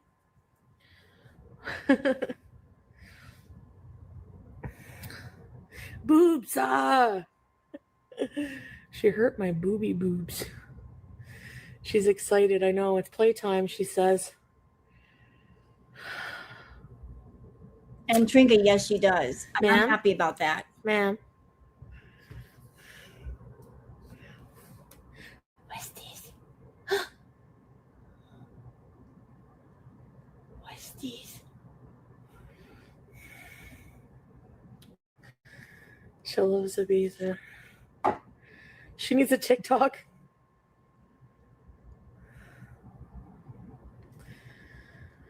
I don't know, Foodie fan. No, I don't remember. Actually, I've been feeling pretty peaceful.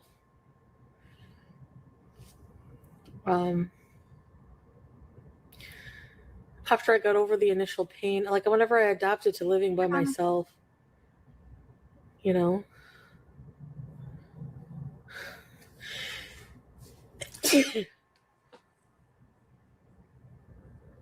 Yeah, Callie. And he's so used to being around people that I think he would think it's weird and lonely. And then I would feel, What dude? Who this?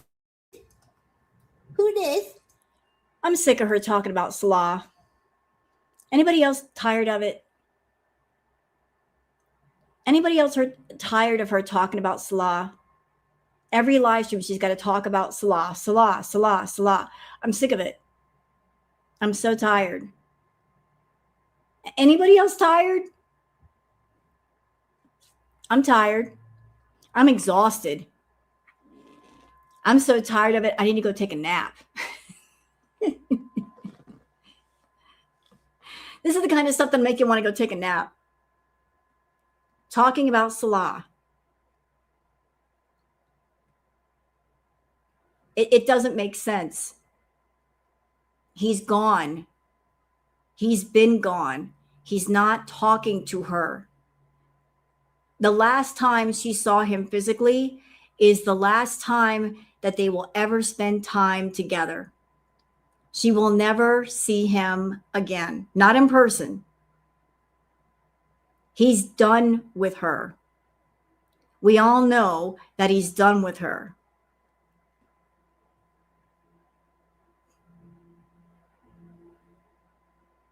She will never see him again.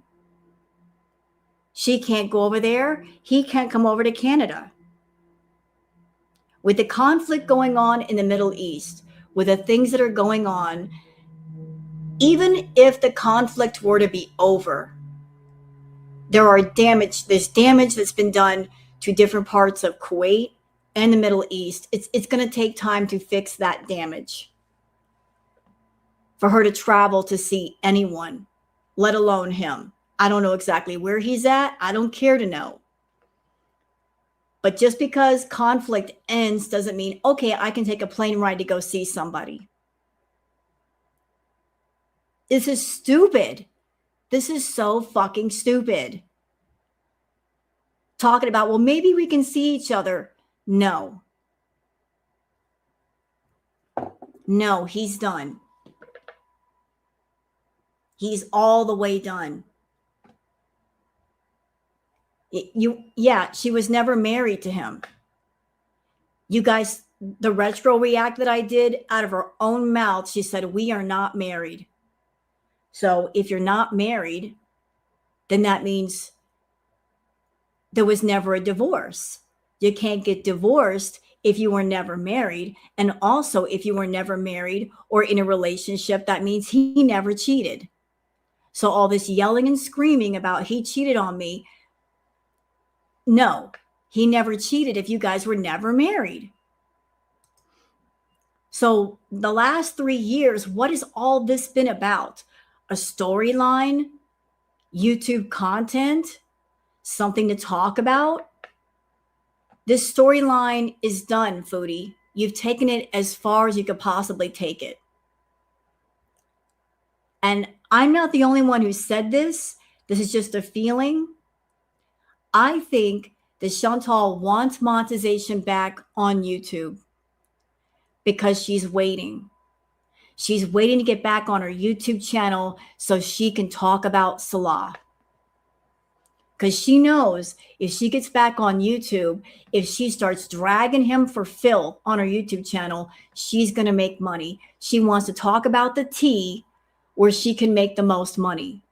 She can make money on Kick doing it, but she can make more money on YouTube doing it. So she's waiting. She's waiting to get that monetization back so she can make some money with what she knows, with what she could say. That's what I think. She knows if she takes off the abaya, takes off the hijab, starts talking what she knows on Salah, she could make money. I think she's waiting for that. And all of this is just spinning her wheels, putting things in pause. She wants that money. I pray for that too, Nirvana. But I think she might be waiting to put that kind of content on YouTube. But she really needs to let him go and move on to something else. He didn't bring anything to her channel. He didn't bring anything to her content. Talking about him, showing him did not help her make money. So what is the point? What is the point? What is the point of talking about a guy that's thousands of miles away that you're never going to see again? Do you need someone around to act like they care about you? They don't. Yeah, and you know what? Thank you, Hill. Someone said that the fake husband comes in a chat. She keeps saying his name in every sentence. Very weird. She knows it's not him. Whoever is running the Salah account, it's not him. Before the conflict, there was Ramadan going on. So during Ramadan, he can't talk to her. Now there's conflict. So he definitely can't talk to her. So if you see Salah in there, it's somebody else. And here's an interesting turn of events, ladies and gentlemen. Guess who's back around Foodie? Some of you might recognize this name, Missy Moo. She's back. She's back in the chat. Anybody remember Missy? That crazy cuckoo bitch? She's back. And Missy will do anything for Foodie. She's back under a different name. Just so you know. And so is Sofa King. So you got Missy all up in there. You've got Sofa King. I've seen plain cheeseburgers. There's only one missing, and that's Ashley Lamborghini. So most of the crew is back in her chat.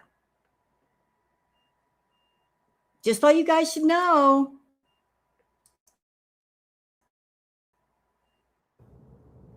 Who's this? It's Gecko. Thank you, Laura. It's Gecko. Go get him. Uh-oh. Thank you, Laura. Lord. Skin to skin. She's such a cutie. Thank you, Tigger. Here she comes. She's gonna bring it. Look. Where did you bring me? Where's Gecko? Did you bring me Gecko? Did you? Yes, you did. Do you guys like BG? Do you think she's cute? And you know what, bro did? To blow my nose. You're right. Her business took a hit because of her being in Syria and the internet was crap. But there's another reason why her business took a hit and why she couldn't make much money. Because while she was in Syria, surrounded by family members, she could not do her private Foodie content. To do her private Foodie content, she needs privacy.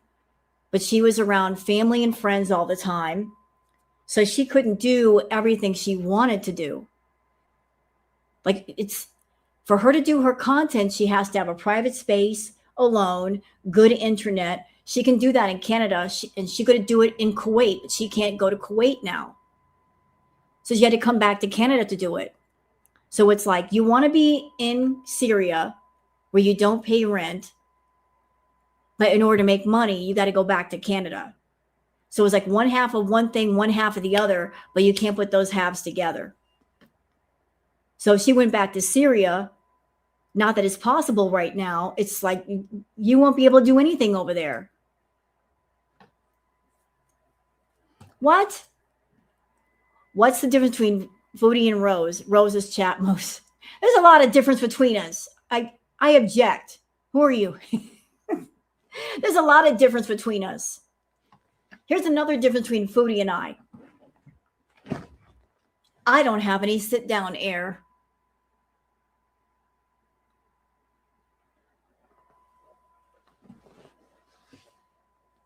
I don't have any sit down air. When I sit down, I don't catch any air currents like Foodie. I don't parasail when I sit down. I just sit down.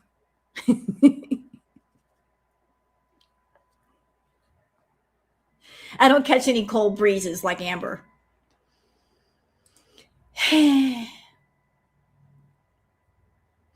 Don't talk to me.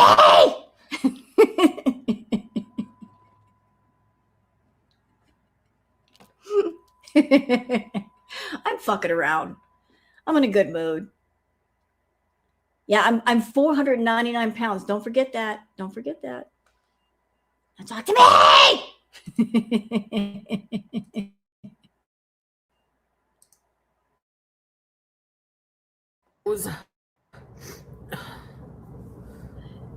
Need a BG button.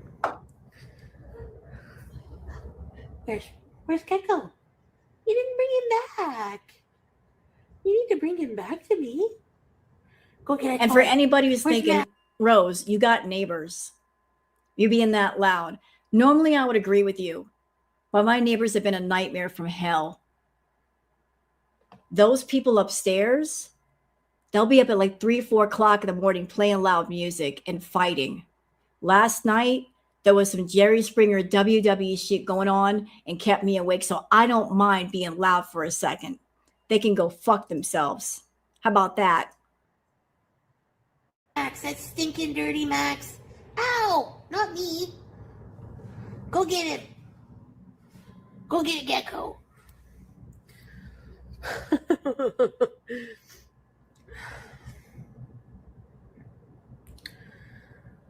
Yeah.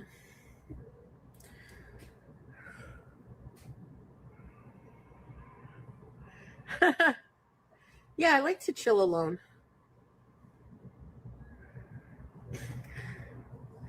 I verbally abuse her toys. I do all the time. I love when back legs look like baggy pants. Mohair boots. You're happy with your cat? Beach. Oh, oh, oh. Shit. BG.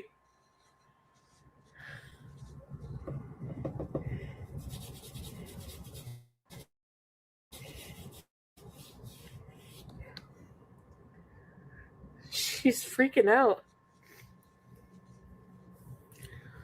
I don't like crowds. You know?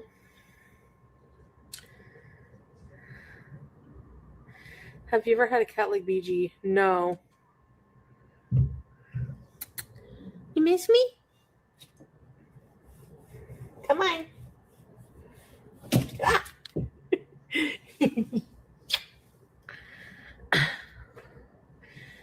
Siamese are like dogs? Really? She's so much like, I can't get over it. Like, she's so smart. Oh my God. Why do you do that?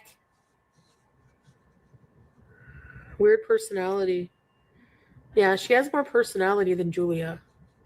But Julia has a more docile personality, but she's still cute. She never played fetch ever. No. What she would do is, what was her favorite toy? What was Julia's favorite thing? Hey, boring bitch. Talking to you, Foodie. Pay attention. Every live stream is the same. Every single one. You talk about food. You talk about the cat. You throw the toy. You talk about the toy in detail. Every single live stream. Same shit. Every day. You talk about shit that makes no sense. The things that no one cares. Things that nobody cares about. And if you're not doing that, you're talking about religion and politics. I know that your family did not raise you right. They probably didn't teach you that, you shouldn't talk about religion and politics and mixed company, because those things will always cause a fight. But lately you've been talking about religion and politics as if you're an authority on the subjects. You should avoid those things. But this is boring. Fucking boring. You're boring your audience to death. That's why they get excited when you go outside the house, because it gives them something to listen to and something to look at besides you.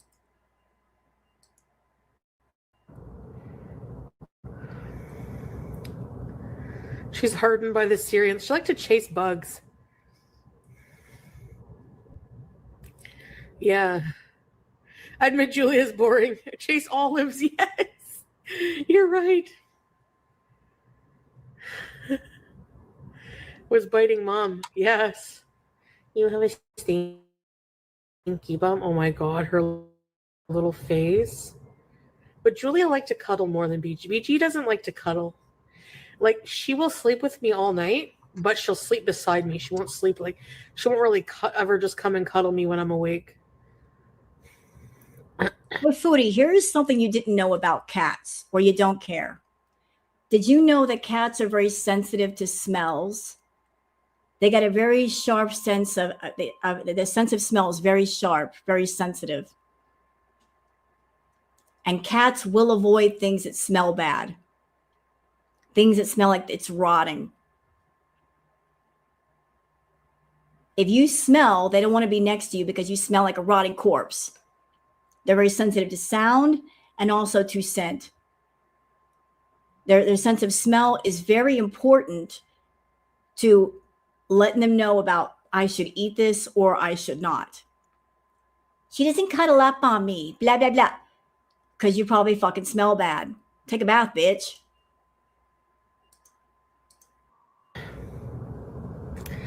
Aloof and regal. Smooshy face. Rat fights.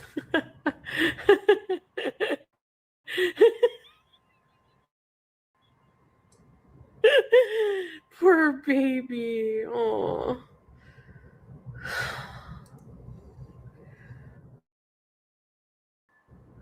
She's independent. All the kitties who are independent.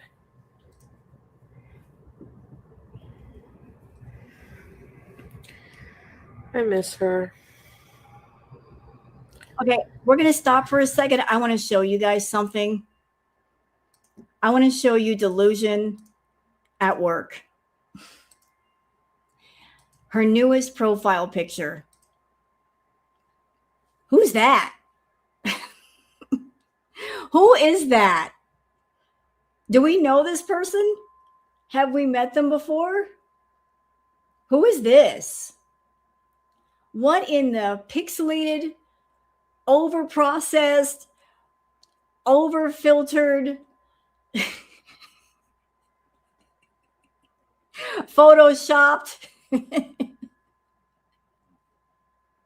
Who is that? Who is this person? I don't think we've met them. They look familiar, but I don't think we've made this person's acquaintance.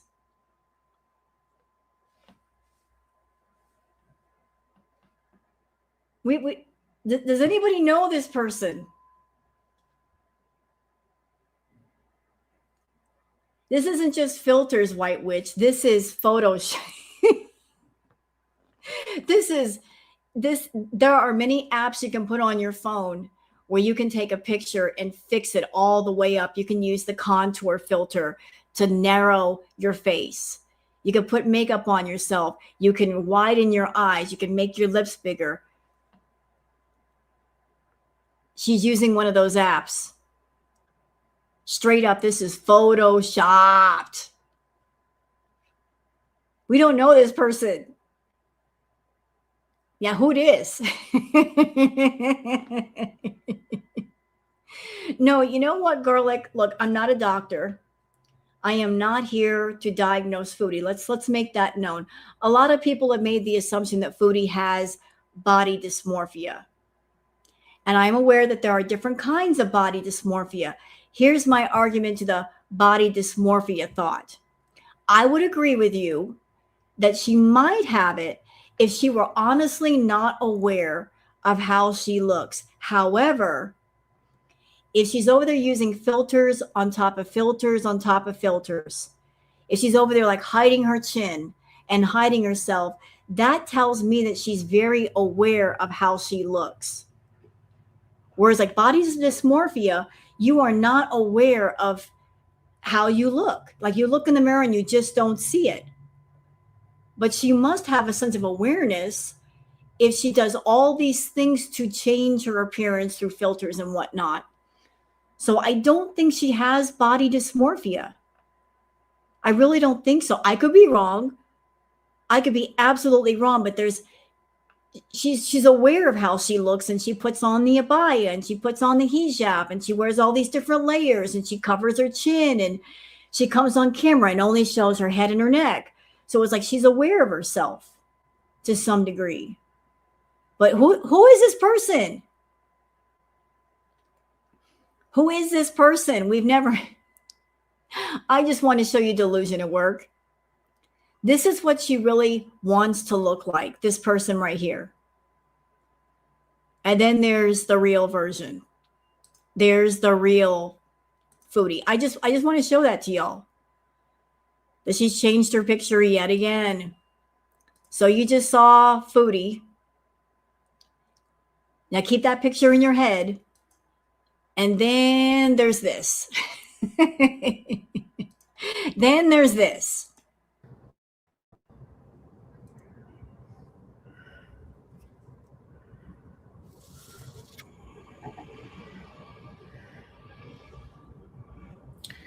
Throw your hands up at me.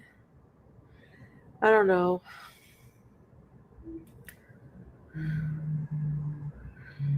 Maybe like 4 months. Yeah, like end of October.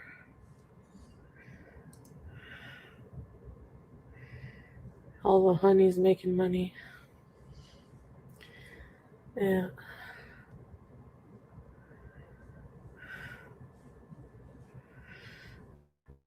With Julia.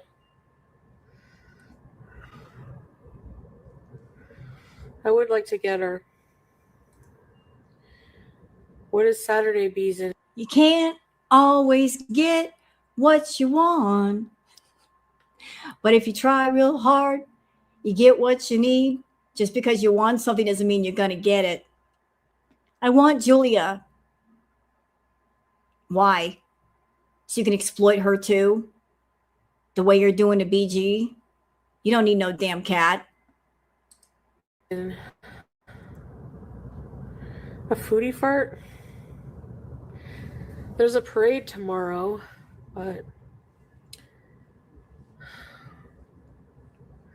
I don't know if I feel like going because it's kind of early.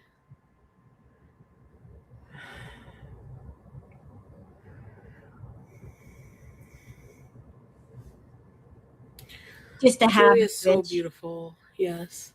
to answer your question, which, why would she want the cat? Chantal is one of those people that I don't want it, but just because I don't want it, I don't want you to have it. I just want it to want it. She collects things. She collects people. I want it to want it, not because I love it, not because I care about it. It's just a possession to me. I want my possession, even though I'm not going to take care of it. I know I'm not going to take care of it. I'm just collecting it and putting it around me just to have it. That's why she wants Julia. She wants it to want it. Same thing with Salah. I don't love him. I don't care about him. He doesn't really care about me. I just want him to want him. I want something because I can't have it. But when she gets it, then she acts like a total twat waffle. Think about the way she acted with Salah back in Kuwait and in Syria. When she was right there with Salah, look at the way she treated him, the way she talked to him. Was she nice? Did she treat him well? No, they fought all the time. So when he was there, you treated him like trash. Same thing with Pete. Same thing with BB. When she was with BB, who was a good man, she treated him like trash. He'd be in the other room after coming home from work, wanting to watch his TV or play his video games. Foodie would literally be in the next room talking shit about him on her live stream, or rolling her eyes at him, or complaining about shit. Then with Pete, when she got control of Pete, she was doing the same thing to him. She wants to want, but when she gets what she wants, she abuses and neglects what she gets. So it's like she wants to want it, but the moment she gets it, it's like, the challenge is over. I don't really care about it as long as I have it in my possession. It only matters when it's out of her hands.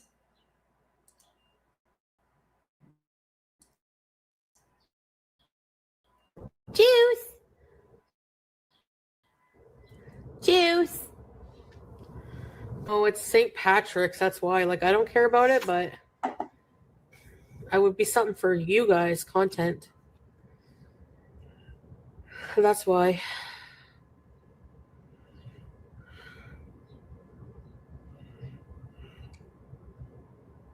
Yep. Impress me.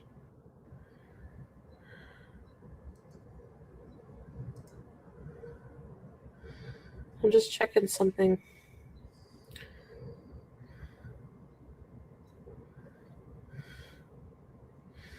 Look at Julia as a kitten.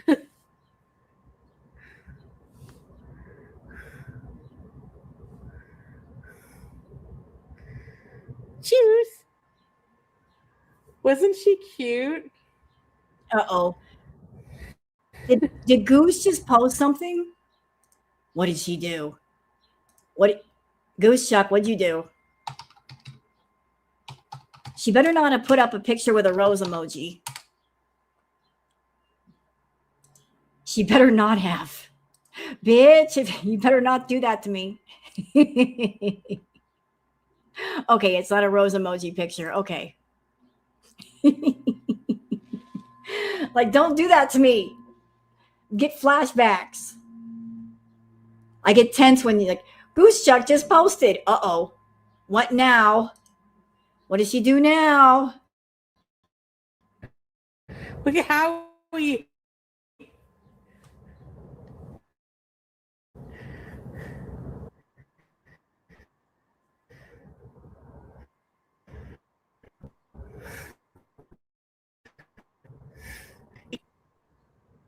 Poor Howie. I miss him. I want to show you a really cute picture of Julia. And again, let's talk about the hamster for a minute. This goes back to when she's got something, it doesn't matter. But the moment it's out of her possession, suddenly she misses it. When she had Howie the hamster, do y'all remember how she treated the hamster? She kept the hamster in the spare room, and that poor hamster was all by himself back there for hours and hours and days and days and days. So when she had the hamster, she didn't care for it. She isolated that poor hamster. Now all of a sudden he matters. I miss him so much. But yet when you had him, you didn't take care of him. Same thing with Julia. You didn't take care of her. But now they matter because they're not there. That's not what being a pet owner is.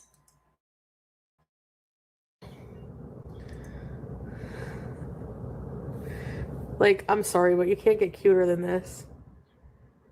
Her fur was messy, but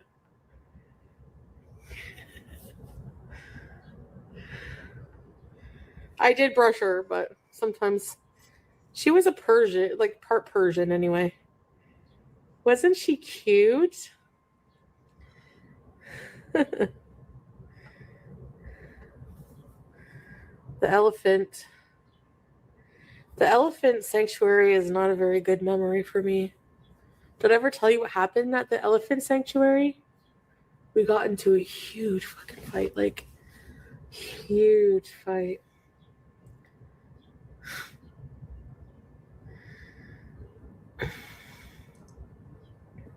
Like, Chantal, what is this with this? Why are you insisting on recycling the past? You're recycling in the worst way. You're talking about Salah. You're talking about the hamster. You're talking about Julia. Why? It's over. That part of your life is over. No matter how much you talk about it, no matter how much you try to manifest the past into the present, it's not going to happen. You're always trying to recycle the past into the present. It's not going to bring Salah back. It's not going to bring Julia back or the hamsters. You're just going over and over and over the same shit. Why? I got a theory about why. Because you desperately want to hang on to the past and you don't want to make a present without Salah. So this is your way of holding on to Salah. You don't want to push past the past and move into the present where you make a whole new life without him. So you're trying to hang on to him in word, verbally, talking about him, talking about the pets, talking about your past life. Time to let that shit go. And you're right, her glory days are gone. They're all gone. Crackhead Olympics was her peak. It was her financial best and her personal low all at the same time. That was her financial peak when she was making $20,000, $30,000 a month. And her personal low. She'll never see those days again. Never. I'm going to say it. I'm just going to say it. I think her and Amberlynn Reed, their time is just about up. Like for anyone who's been part of Girl World, they're kind of fading out, aren't they? Like everybody used to be, reactors used to be busy covering both girls. But interest has kind of waned a bit. It's waned. It's like it's been 10 years. Like they're like an old trend that is being faded out. There's not much of interest anymore. They hit their peak. And it's like you guys are just hanging on to the vapors of what's left of your glory days. There's nothing left there. Like their time is pretty much about up. And they're not doing what they could do to pump some new life into things. They're just riding on the past glory days. And, oh, I'm Amberlynn Reed. I'm Foodie Beauty. Who gives a fuck? Who cares? You guys are old news. And you're both lazy.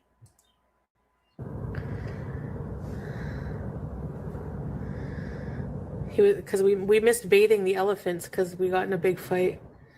Because we were in line to make paper out of like elephant shit.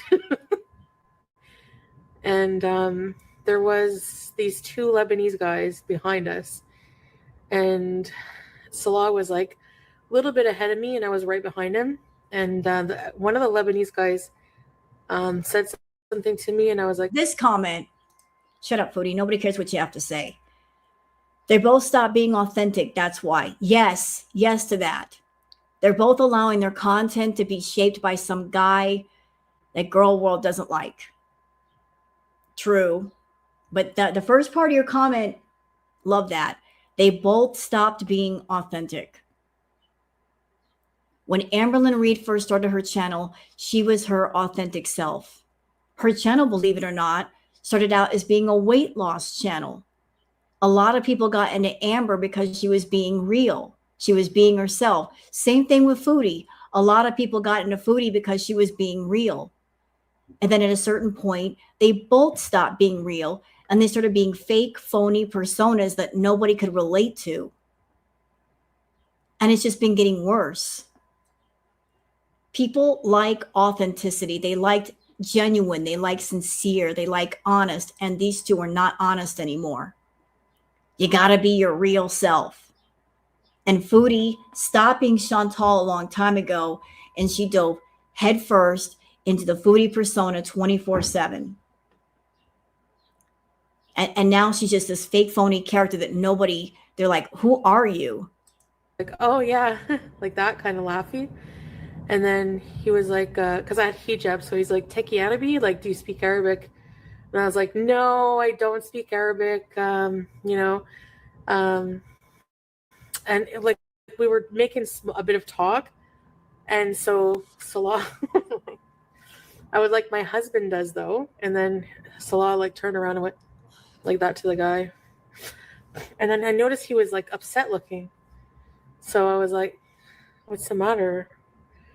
And then it was like we were walking back towards the hut to get lunch, and he was so mad at that, like so mad. He acted like it was like the end of the world. He was fucking furious. Yeah, I think you can use TP. So, like, no matter how much I apologized, no matter how much I was like, I'm sorry, I didn't know, like, in my culture, it's totally normal, right? Okay, Nirvana. And he's like, you know, by now, you've been with me for, like, you know. So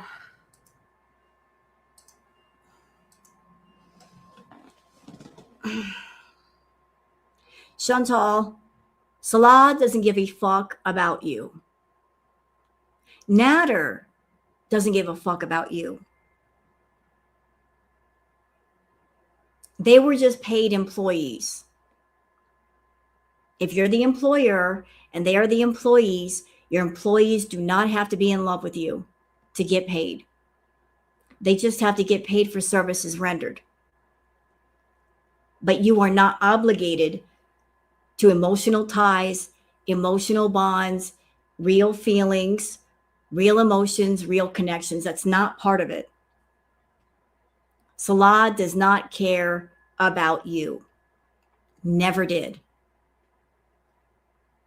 Nader doesn't care either. He was never jealous of any other man talking to you. Never. As much as you wanted him to be, he was never jealous. If he didn't want you talking to other men, it's because you were his pay pig. You were his cash cow. You were his bank account that he could make withdrawals from. And he didn't want you going to any other man and giving that money up. He never cared. Never. He's never going to care. You can wait the next 10 years. He's still not going to care. Yeah, right. She's a business partner. Business partner. Not girlfriend. Not wife. Not fiance. Not my love. Not my beloved. Business partner, meaning money only. We are in business together. That's it. He drew the line right there. Business partner. He was drawing the line and saying, this is as far as it goes.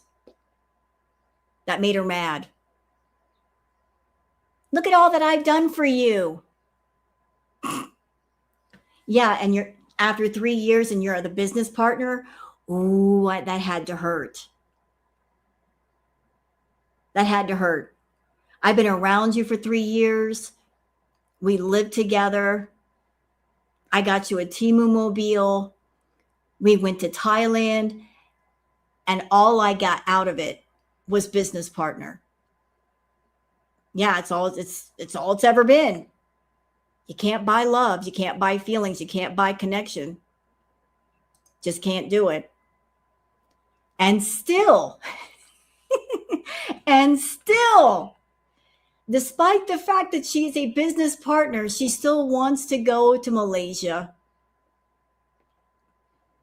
She wants to pay for everything.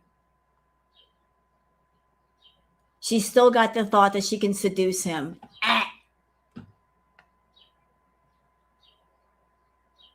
still. No, you know why, Hill? Do you know why she can't bring herself to say it's over? This isn't just about him. This is about girl world. Chantal's ego is massive. Narcissists have massive egos. She doesn't want another hit to her narc ego. She doesn't want girl world to say, see, we were right. That is a pill she will not swallow. If she says it's over, then we were right. And Chantal is obsessed with winning, even when she's losing. Just get a new guy or whatever. She can't. Here you are. Past Chantal, past Foodie, could get a new guy in a heartbeat. She can get a new guy in a heartbeat. That was crack at Olympics, Foodie. One guy rejects her, she can get on Tinder, she could get on the internet and find another one. But she doesn't have the money nor the health to find another one. So she's hanging on to the one that's left. She ain't got the same game she used to. There's nobody standing in line waiting to take Salah's place. If there was, she'd be snatching that one up. Like, she's so corrupted, rotted from the inside. Like, she knows she can't pull that game on people. Nope. But she hangs on to Salah just so she will never be wrong. That's why she won't let him go. Some men will poke. What? You know what? You're right. Some will and some won't. But poking something and hanging out with it for hours and living with it and pretending to be married to it are two different things. Those are levels way above the poking. Okay, poking for a minute is one thing. But spending hours and hours of time with somebody like Foodie, that's a whole nother thing. That requires a whole different pay grade. Pumping and dumping, one level. Pumping and sticking around, 10 levels above that. Okay, she ain't got the money for that. But she just needs to give up the ghost and admit it's over. It's been over. He ain't talking to her. And so I think the other guys noticed too, because they were just like, but anyway, he didn't talk to me like the whole time. And then I think he wanted me, like, I then got mad back at him. Like, I started getting mad that he wasn't forgiving me, you know?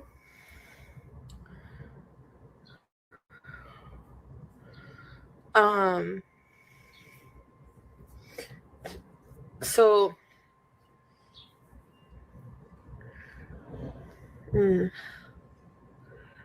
yeah, I was so mad. And then, you know, we're fighting.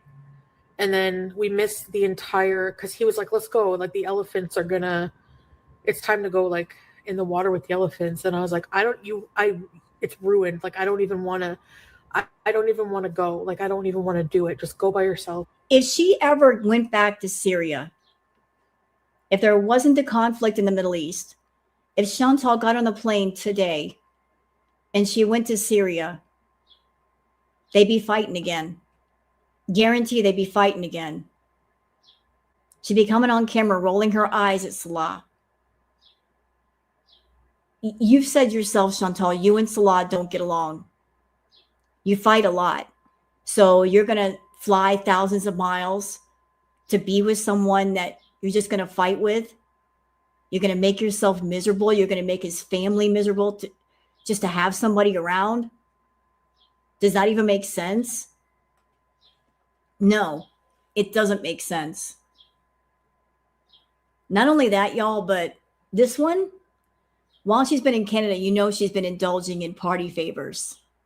Can you imagine her going to Syria or the Middle East after getting her body used to certain substances and then being without them for a week. Oh, no, no, no, no, no, no, no. Hell no. This food addict being without her party favors too? Mm-mm. That is a hell I wouldn't wish on anybody. Her going through withdrawals. Nope. Hell no.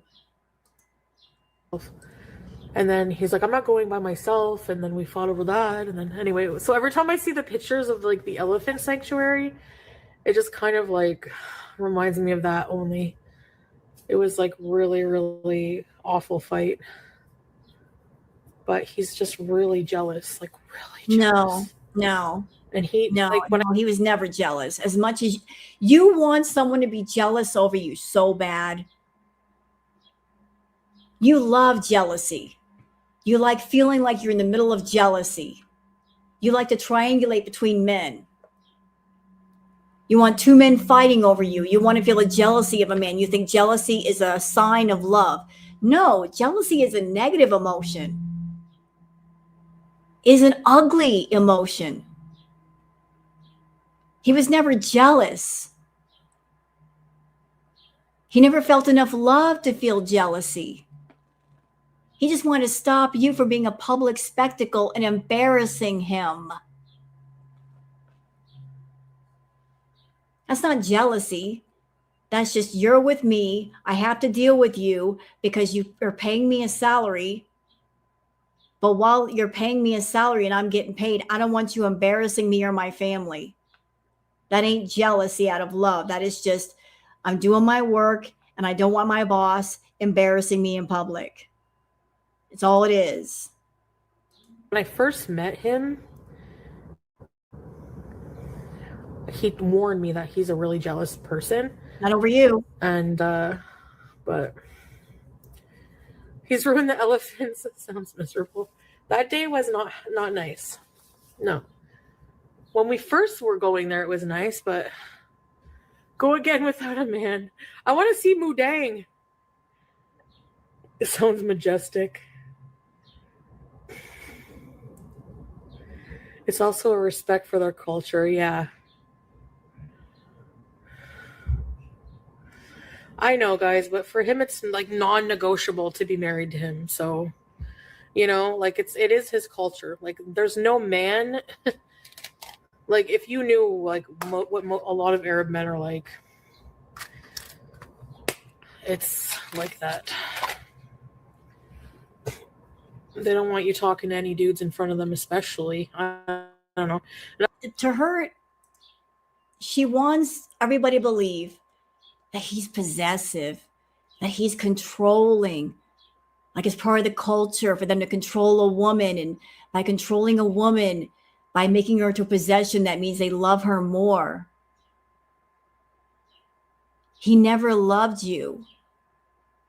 If he loved you, Chantal, when you came back to Canada, and I'm sure you were on the phone texting him saying, can I come back?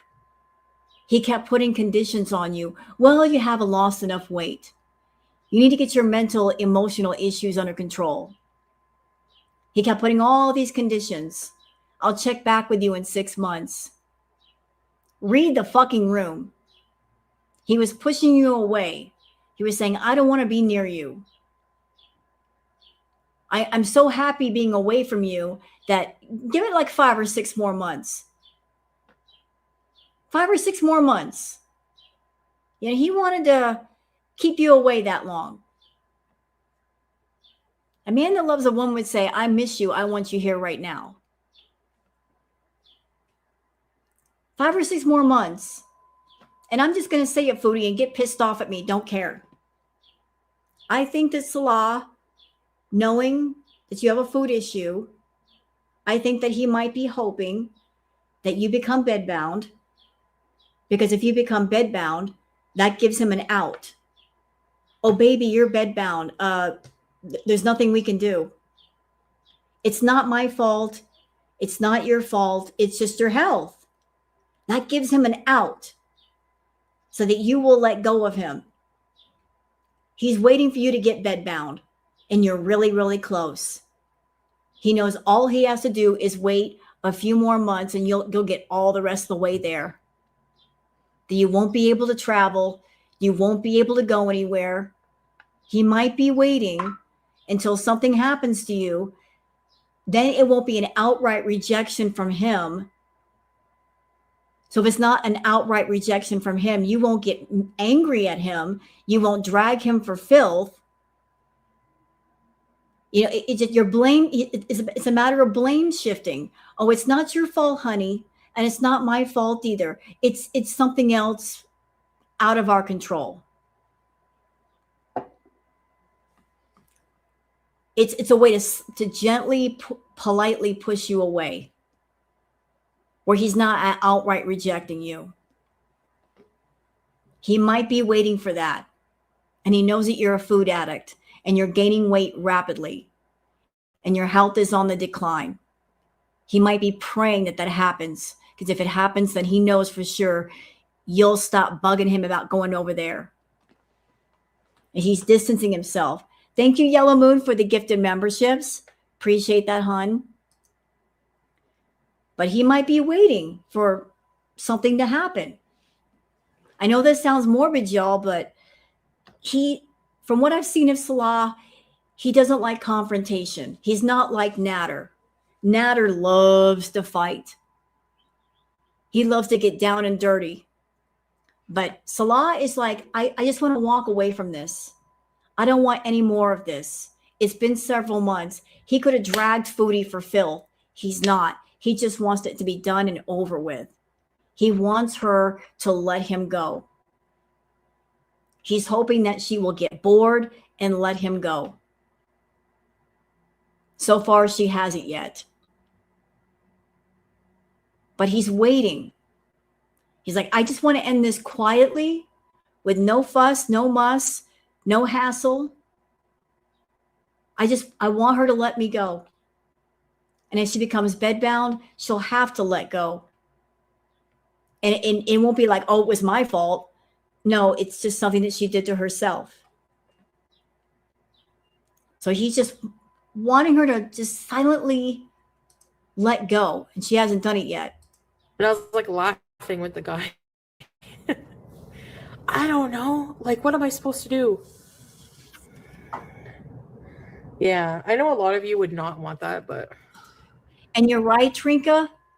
You're absolutely right about that. He could make so much money spilling the tea. True. But here's the thing. I'm sure that Foodie knows things about him, just as he knows things about her. And he knows that once he opens those floodgates, she's going to open her floodgates and all the dirt is going to come out. And there might be stuff that she knows about him that he don't want her talking about. So to avoid that, he's keeping his mouth shut. Like, he knows how wrathful and vengeful she is. He's trying to avoid her wrath.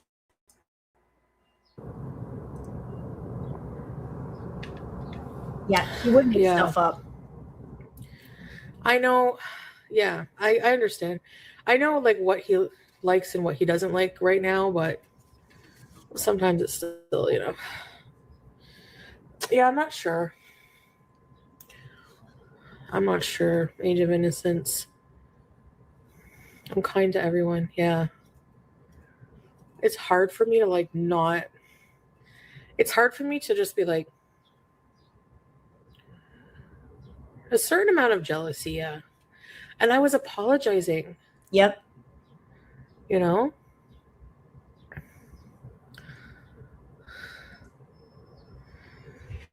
Oh, yeah. No, and he doesn't want I just want you guys to understand something. Like, I don't like Salah. He's a sleazy romance scammer. I'm not a fan of that man. But this is kind of a stalker situation. Chantal is a predator. You guys have heard me say that. She's a predator. She's an obsessed predator. But this is kind of a stalker-ish situation where someone who is somebody else's obsession, they have distanced themselves away from the stalker. They're trying to handle it in the way of non-confrontation. I'm going to distance myself, and I'm hoping that that will be enough for you to let go of me. She still continues to talk about him. And you best believe when she's not online, she is all over his socials, his family socials, friends of family socials, looking for any mention of him. That even from afar, she's still trying to track his movements. Best believe it. If she's talking about him online, she's trying to track him. She's texting him. She's looking for anything to see where he's at, what he's doing. If I can just get into his house, or if I can't get into his house, if I can somehow get into his life and be involved in his life and feel like I'm a part of it.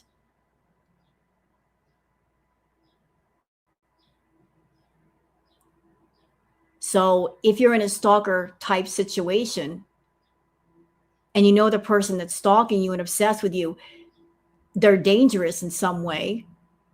To keep them from becoming more dangerous, you may not all the way block them. Because you know, if you all the way block them, things are going to get ugly real quick. Such is the case with Foodie. If he all the way blocks her, if he all the way outright rejected her and said, we're done, stop talking to me, go away, she would absolutely go ballistic. She would get online. She might say things that are true. She might make up lies that affect him and his family. And that's why he hasn't outright rejected her, nor come out and made a video. He's trying to keep the danger level to a certain level. He's like, I know what I'm dealing with. I'm dealing with a mentally, emotionally ill person. I've seen the way they've handled their exes in the past. I don't want her to go off on me.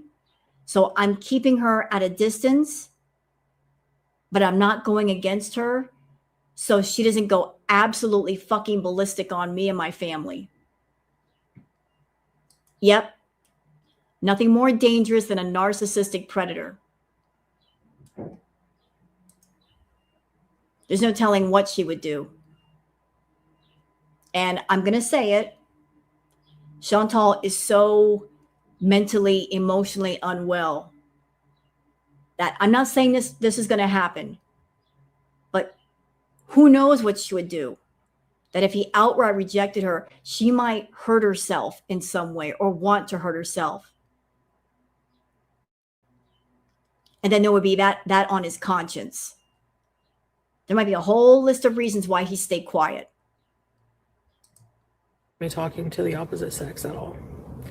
Like, at all. But it happens.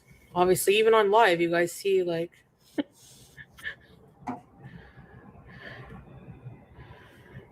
in 3 years, true, it's not easy.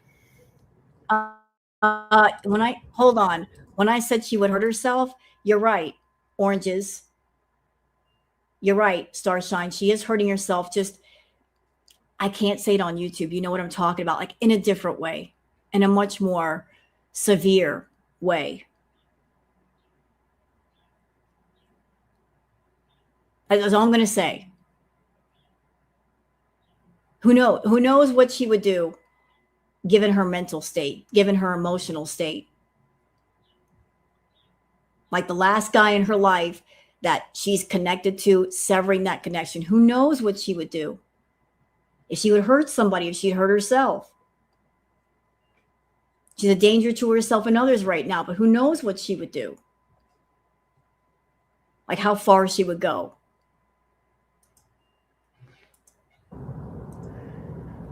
To come feel my guts, who doesn't like it shouldn't have to, and I think I should give more grace. That's what I was arguing, Callie. Like that day, I was like, you have to be lenient with me a bit. Like it comes through sometimes, but that was the one thing that really pissed him off. Natural born yapper. That's what I said, Laura. I was like, what did you want me to do? Not talk to the guy? And he said, yes. You just turn around and ignore him. To answer your question, allegedly. Oh, where's your comment? Sorry. Which is it though? Is she's too far gone on her eating problem, or is her feeties making it bad? Both. She's an extreme food addict. She needs professional help. She needs to be an inpatient, restricted, locked down inpatient, in my opinion. Where she's in a facility, nobody can bring her food. Her meals are controlled. She can get medical care. But I was once a food addict. Foodie is 100 levels above what I was. Like, there's so many different moving parts with that. She constructed a whole toxic addiction machine on social media to not only keep her addiction going, but help her grow it to insane levels. It's so out of control right now. She needs social media and the people on social media to help her keep it going. Because she spends literally $4,000 to $6,000 a month on food, and that's just food.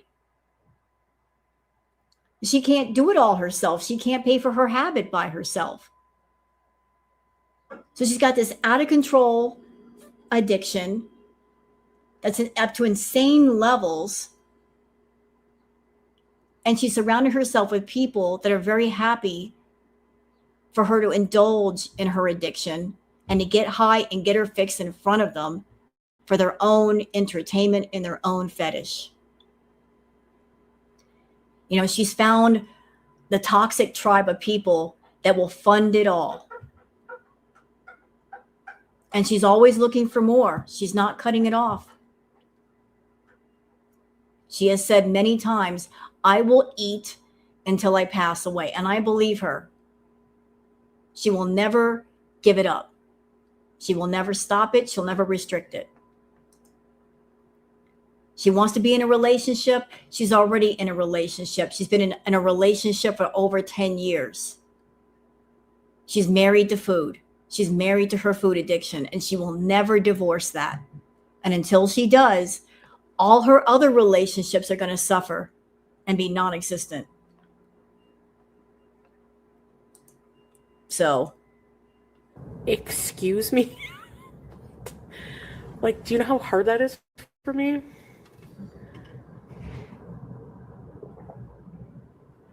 Compromised, yeah. Be yourself. No, not like that. Yeah. Yeah. Mind you, they were female cops, but yeah, I'm a friendly beezer. In my culture, yeah, it's rude, like, to not say hi. Hey, Dragonfly. Not the Canadian way. Yeah. I don't know.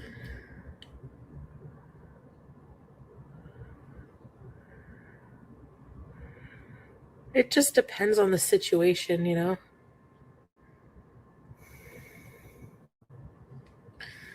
Really? Yeah, people who are more westernized might be okay with it more, Chudster, but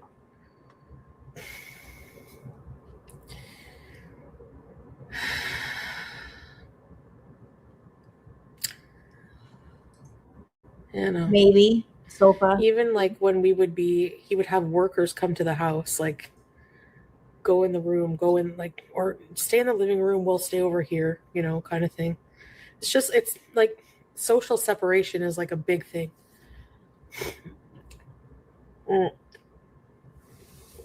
The poo paper was really neat.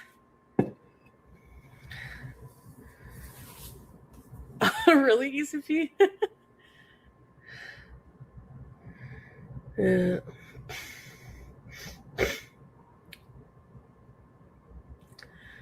I don't know. I don't know.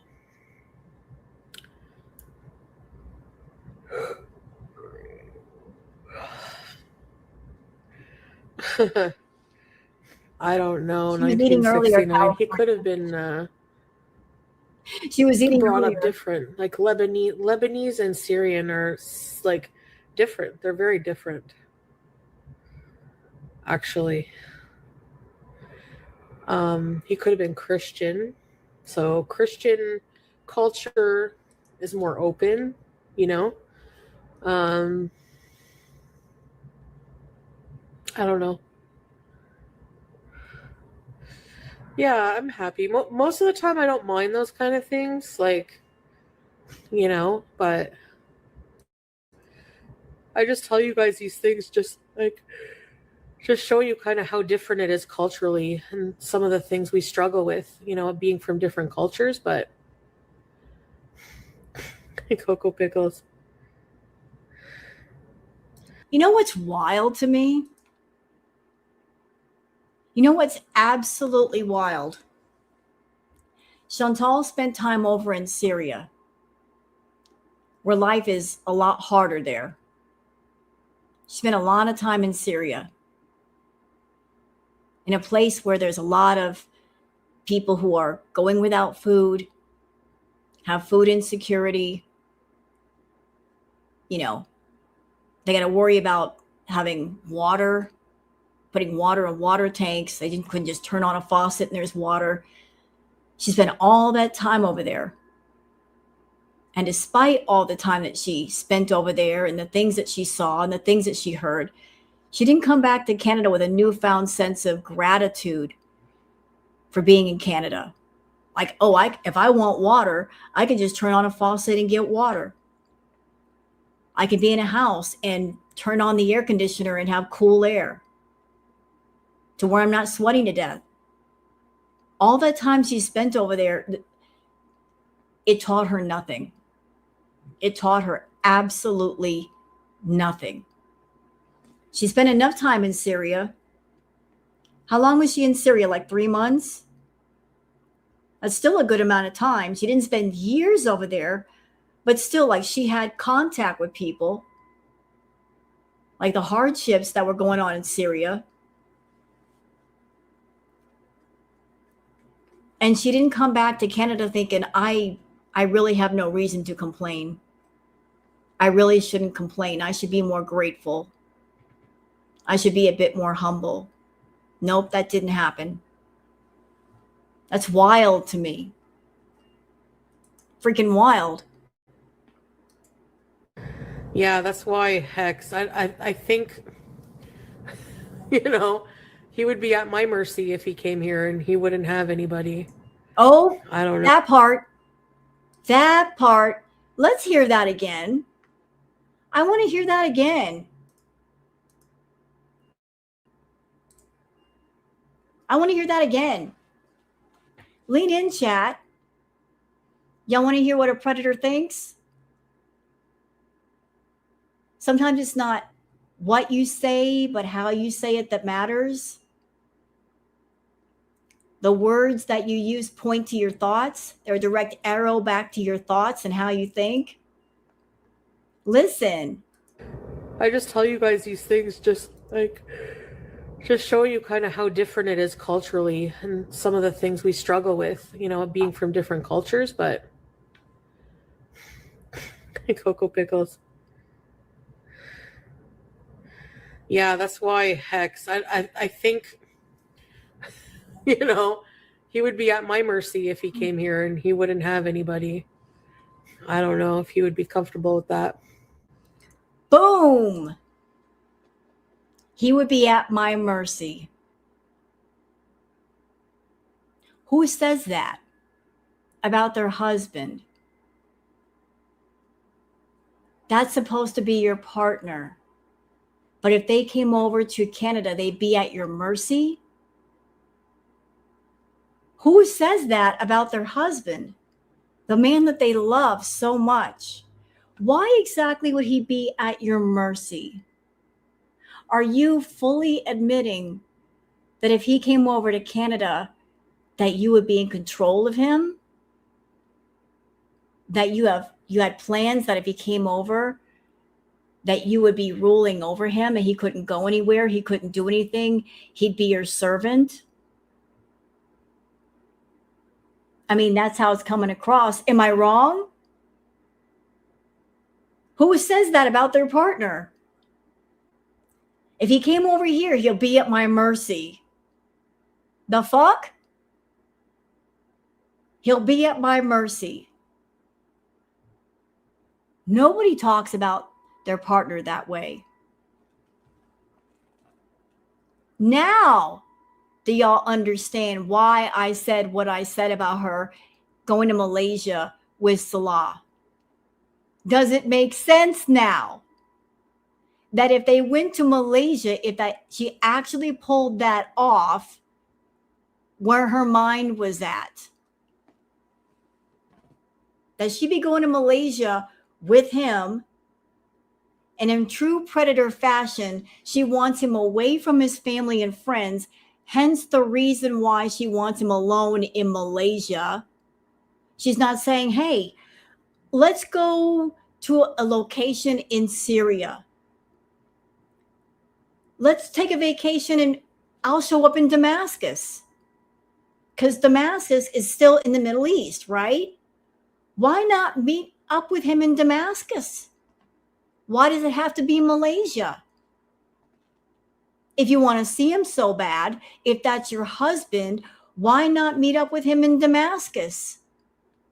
He's still in the Middle East, and you can just meet up with him in the hotel. You could spend some time together. Hey, he don't have to fly anywhere. Why does it have to be Malaysia? Because that's a location away from his friends and family. Predators like to isolate their victims. They want them alone with them. And then once they get alone with them, they can pull their bullshit. And she had a plan about pulling her bullshit. Putting on the lingerie, so gross. Putting on the lingerie and what, forcing contact? It's fucking gross. He'll be at my mercy. Bitch, you're over there talking about I am a victim of what exactly? Of what? You make other people into victims. And you're proving by your words and by your thinking, oh, if I got him alone, he'll be at my mercy. Fuck you. I'm a victim. This is not how a victim talks. This is not someone with a victim mentality. This is someone putting on the mask of victimhood. This is a predator using a victim mask to mask how much of a predator they are. Fuck you, victim. You're not a victim. You never were a victim. You make other people into victims. You make men into victims. You made your family into victims. You make animals into victims. But you've never been one yourself. You simply put those words out to your beezers because as long as you portray yourself as a victim, they won't see past the mask and how much of a predator bitch you are. You are a predator that supports other fucking predators like Dragon Lord Frodo, like Cyrax, like Karate Joe. If you weren't a predator, why do you support other predators? Why do you make apologies for them? Shut up. Shut up. I'm going to have him at my mercy. What? Victims don't think like that. They would never. They don't inflict hurt. They get hurt. And you like to hurt people.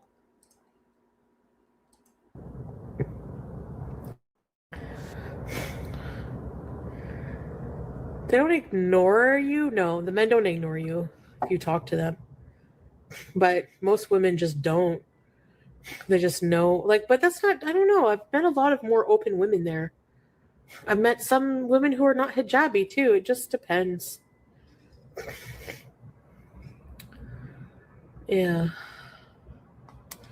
He got mad at you for giggling at the Lulu man. You know, remember? It used to be, and he was freaking out in the chat too. I was like, oh my God.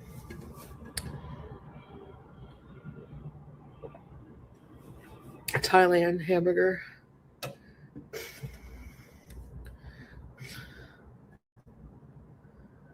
Really, Chester? Oh. Just blow my nose. Oh, all All of the anger we've seen out of her lately, this is a predator that's mad that she can't be a predator. She had a plan to be a predator. And after being a predator to somebody, forced her way back to Syria. That fell apart. That was the universe stepping in and saying, not today, Satan. You're trying to run away from the consequences of your actions. We're not allowing it this time. You're going to sit and fucking spin in Canada. You created this mess. You're going to sit in your mess. And you got a choice. Either you're going to fix it or you're not going to fix it. But either way, you're going to suffer. Because sometimes in life, you got to suffer some. She's mad that she can't run away from her mess. Not today, not this time. Deal with it, Foodie. Oh, sorry, Miggy. I need a Kleenex.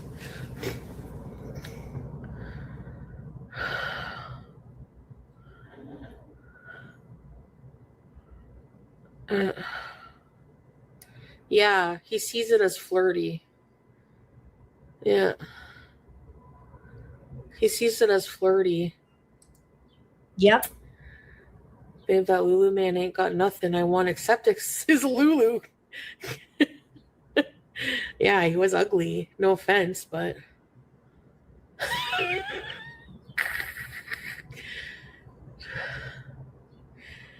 Honestly,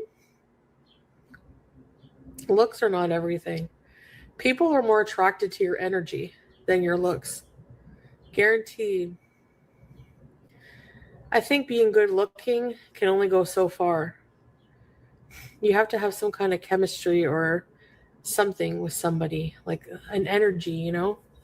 People sense your energy. You got bad energy. Bad. Yeah. You know what I'm saying? Your energy is seal-like. Hey, I can seduce anyone in seal position. No, I'm just joking. No, you can't. No. Hey, Foodie, I got a question. Ma'am. Can I ask a question? I want to ask a question. Let me ask a question. You were downtown last night. It was a Friday night, busy night, lots of people. So when you went down there with your face card, why weren't the men chasing you down the street? You know, because you're such a celebrity. You're Foodie Beauty. I mean, couldn't the men feel your aura coming from a mile away? They weren't just lured into your aura? What happened? You around all those people. Why weren't the men chasing, the wobbles around?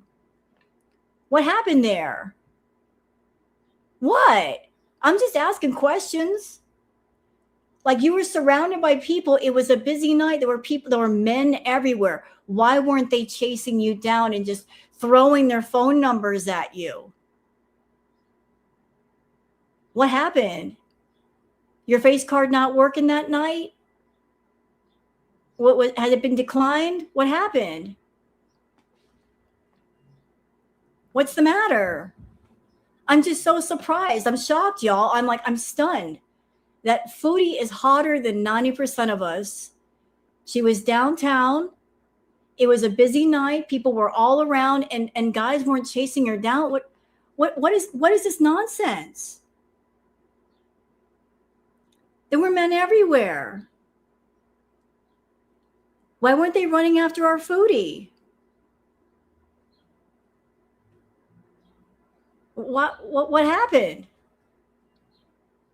I'm confused. Empress Witch. My ex-boyfriend was very jealous. Anytime I know he would text me all the time, and I had to answer within 1 minute, or he would yell at me. Yeah. It's insecurity, it's what it is.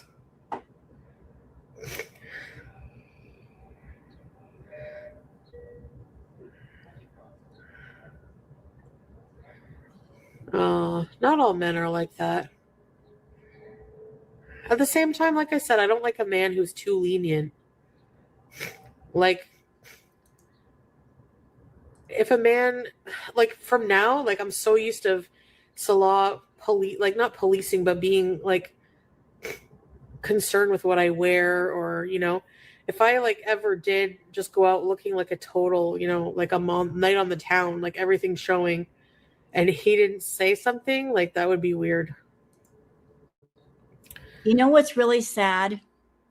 If Pete's had a completely different personality, if Pete's cursed her out, if he stood up to her, she would fall madly in love with Pete's all over again. If Pete didn't already let Foodie walk all over him, if he stood up to her, she'd be fascinated by Pete. Oh, he stood up to me. Oh my God, what a challenge. She'd be running after Pete's. She would, because the challenge accepted. I'm going to run after Pete's. He don't want me.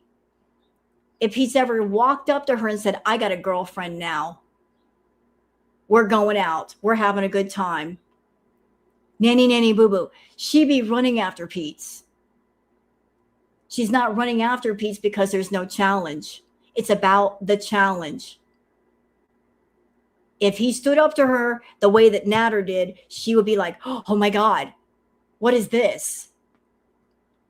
If he was defiant to her, that she'd be like, oh, I want him. I want him so much. He's telling me no. He's telling me to F off.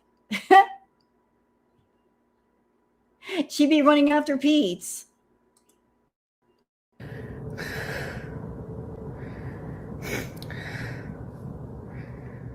I like one man, and right now I hate him. Oh.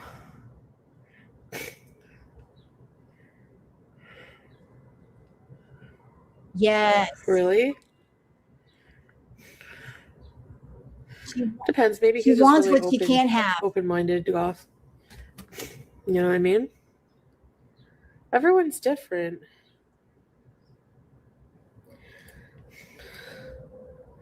The most important thing is, as long as you're comfortable with it and not hurt or sad, or, you know. Oh, I forgot to tell y'all something that happened last night. So you know how Foodie has been riding in the road where she shouldn't be? So she had to go home. And she was on the sidewalk. And right next to the road were police officers. She didn't dare get on that road. She's like, hi, and stayed her ass on that sidewalk. Miss Big Bad Mary over there, she didn't dare ride on the road. She stayed her ass on the sidewalk till she got all the way away from the cops. Foodie, what happened? I thought you were allowed to ride on the road. But she didn't dare get on the road while they were there. It was funny. It was a funny moment.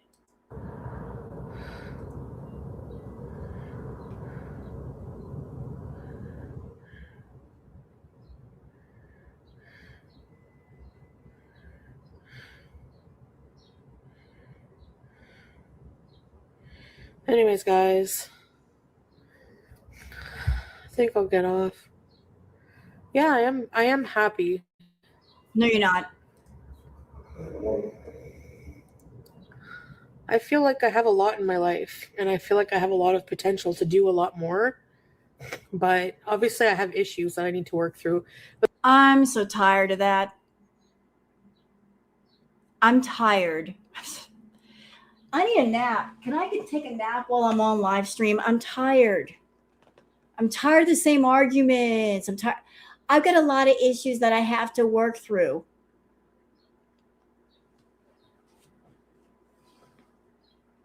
All the girls say that. I've got a lot of issues I have to work through. I'm working on my issues, and yet nothing changes.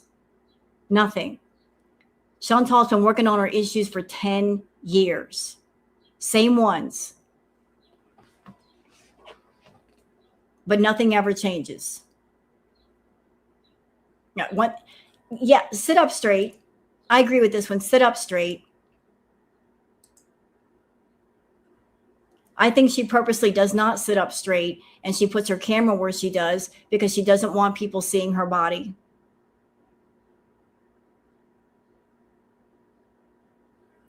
Like it used to be where we saw from like her waist up. Now we're seeing from the shoulder up. In about another month or two, we'll just see a floating head. She'll just have her head in the camera. Be like a floating head. She's hiding more and more of herself. If I try to sit like Foodie, let's see if I can sit like Foodie. I don't know if I can because I got a tall back gaming chair. How the fuck does she do that? Let me see if I can do it. Hold on. Move this over. Like, hi. This is my Foodie equivalent. Hi.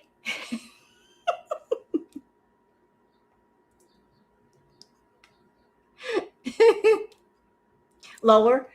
Okay. Hi.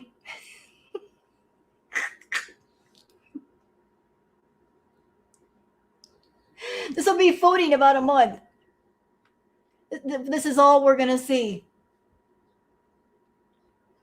This is all we're going to see. Lower. You can't see me. I can't see nothing. I'm having fun with the chat right now. People coming in. What is going on here? Why is she not in her chair? Like a little kid. It's like peeking over the side of the bed. Hi. Hi. Hey, hold on. Let's make this better. I want to make everybody laugh today. Hold on. What is it? Hey, Foodie, here's something that I can do that you can't do. Cross your legs, bitch. Get on the bed and cross your legs. Let's see if you cross your legs. Cross your legs. Look, I'll do it with the other leg. Do. I'm going to cross my legs. Like that. I'll do it again. Woo! Look at that. Let's see you cross your legs, bitch.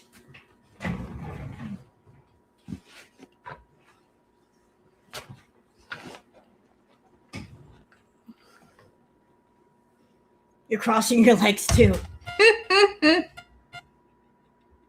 But look at her. It's like anymore. It's like she's down like this. You can barely see her like off to the side and shit.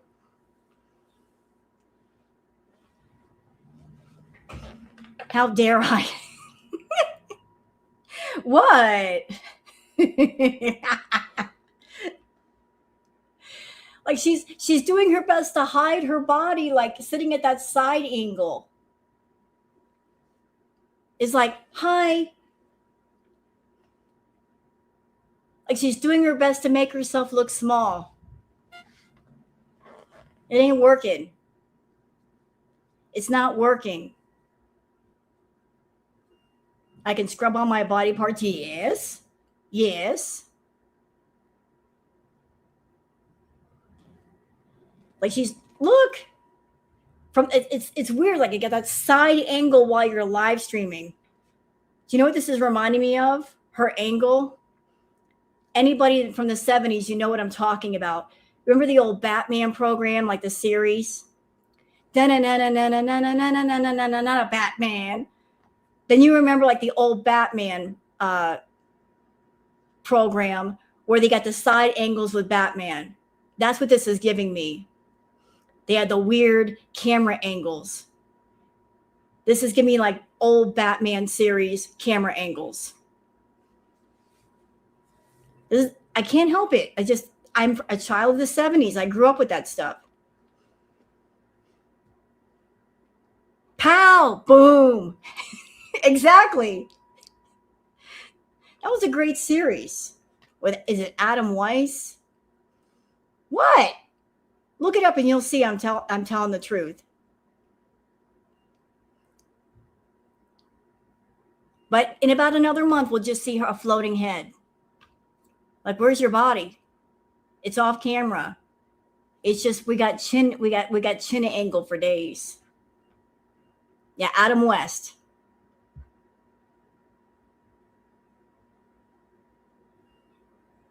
Danny DeVito played a good penguin. Yes, he did. And hey, the best Joker, I'm sorry, was shoot. Damn it. I'm forgetting the name. But he played an amazing Joker.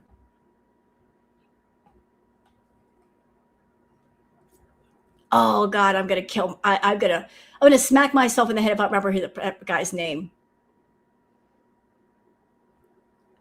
But he took on the Joker role very, very well. All right, are we gonna be? Let me get back to this bitch. She's babbling. Let her rabble.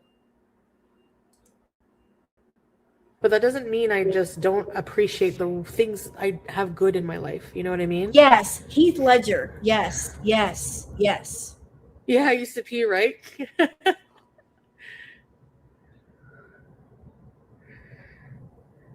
I hate when men ogle you and like make sexual remarks to you. They don't do that to you when you're wearing a hijab, ever. Chantal, you never hated when a man made comments to you. You loved it. Bitch, you were on Facebook during Crackhead Olympics, going on Facebook and flashing your nasty boobs at strange men and giggling about it. What are you talking about? What do you mean? I don't like men ogling me. Don't worry, they won't. They won't do it to you. Don't worry.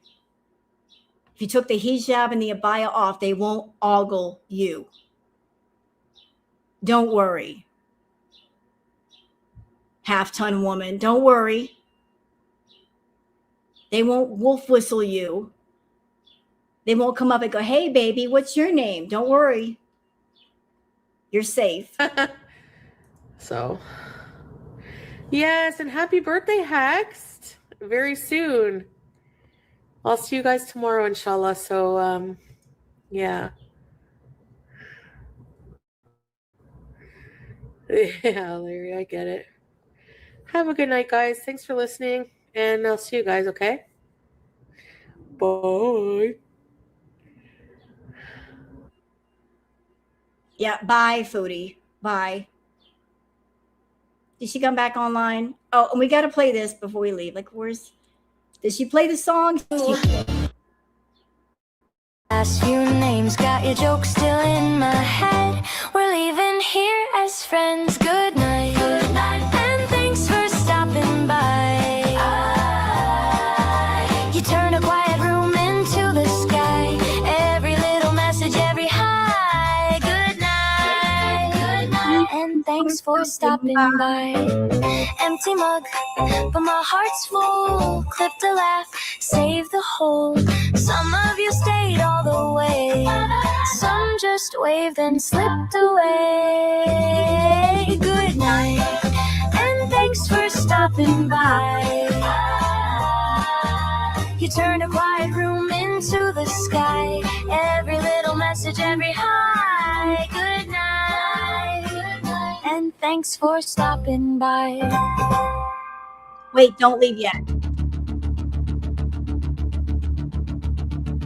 You'd think that in a world where we don't trust politicians, we don't trust the law, and we don't trust anyone, that there'd be no one we could turn to when there's something wrong.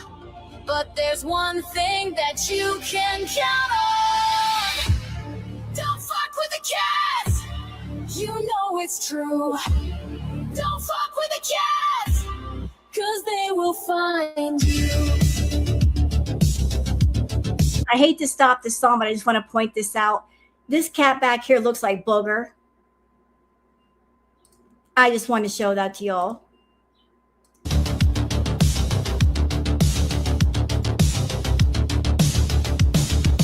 know that you can't trust your brother or your neighbor.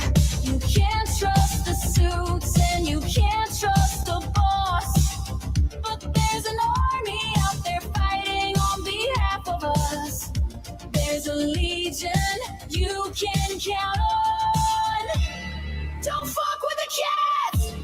You know it's true. Don't fuck with the kids, cause they will find you. And before everybody leaves, because I see people leaving, don't forget to like and subscribe to my channel if you like it. Also, please go on over to Kiwi Kitten's channel, Orange Cat, sub up to her. It's a lot of fun over there. I'm often in her chat talking to people. You'll see me in there a lot. We have a lot of fun over on Kiwi Kitten's channel. A lot of fun. So it's a good time. It's definitely a good time. So don't miss out on the good time. You hear me? I'm just saying.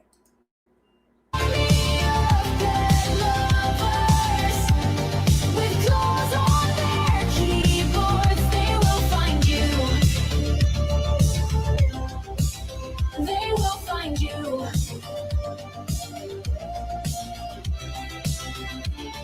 A legion of animal lovers with claws on their keyboards. They will find you.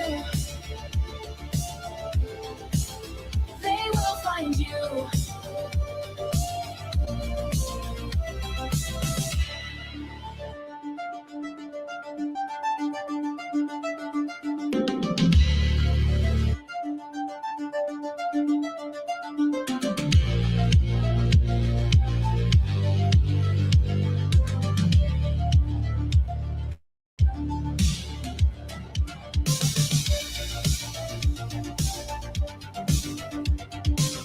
Bye, everybody.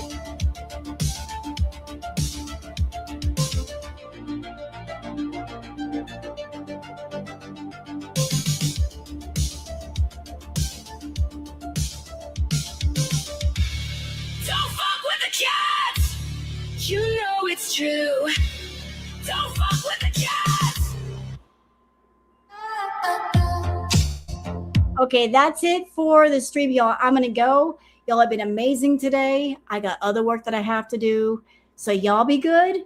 And thank you guys for dropping by. I appreciate you. Remember, don't forget to sub up to Kiwi Kitten if you're not already subbed up to her. I might be in there later if Foodie goes live, messing about. But y'all have been amazing, and I'll see y'all later. Bye.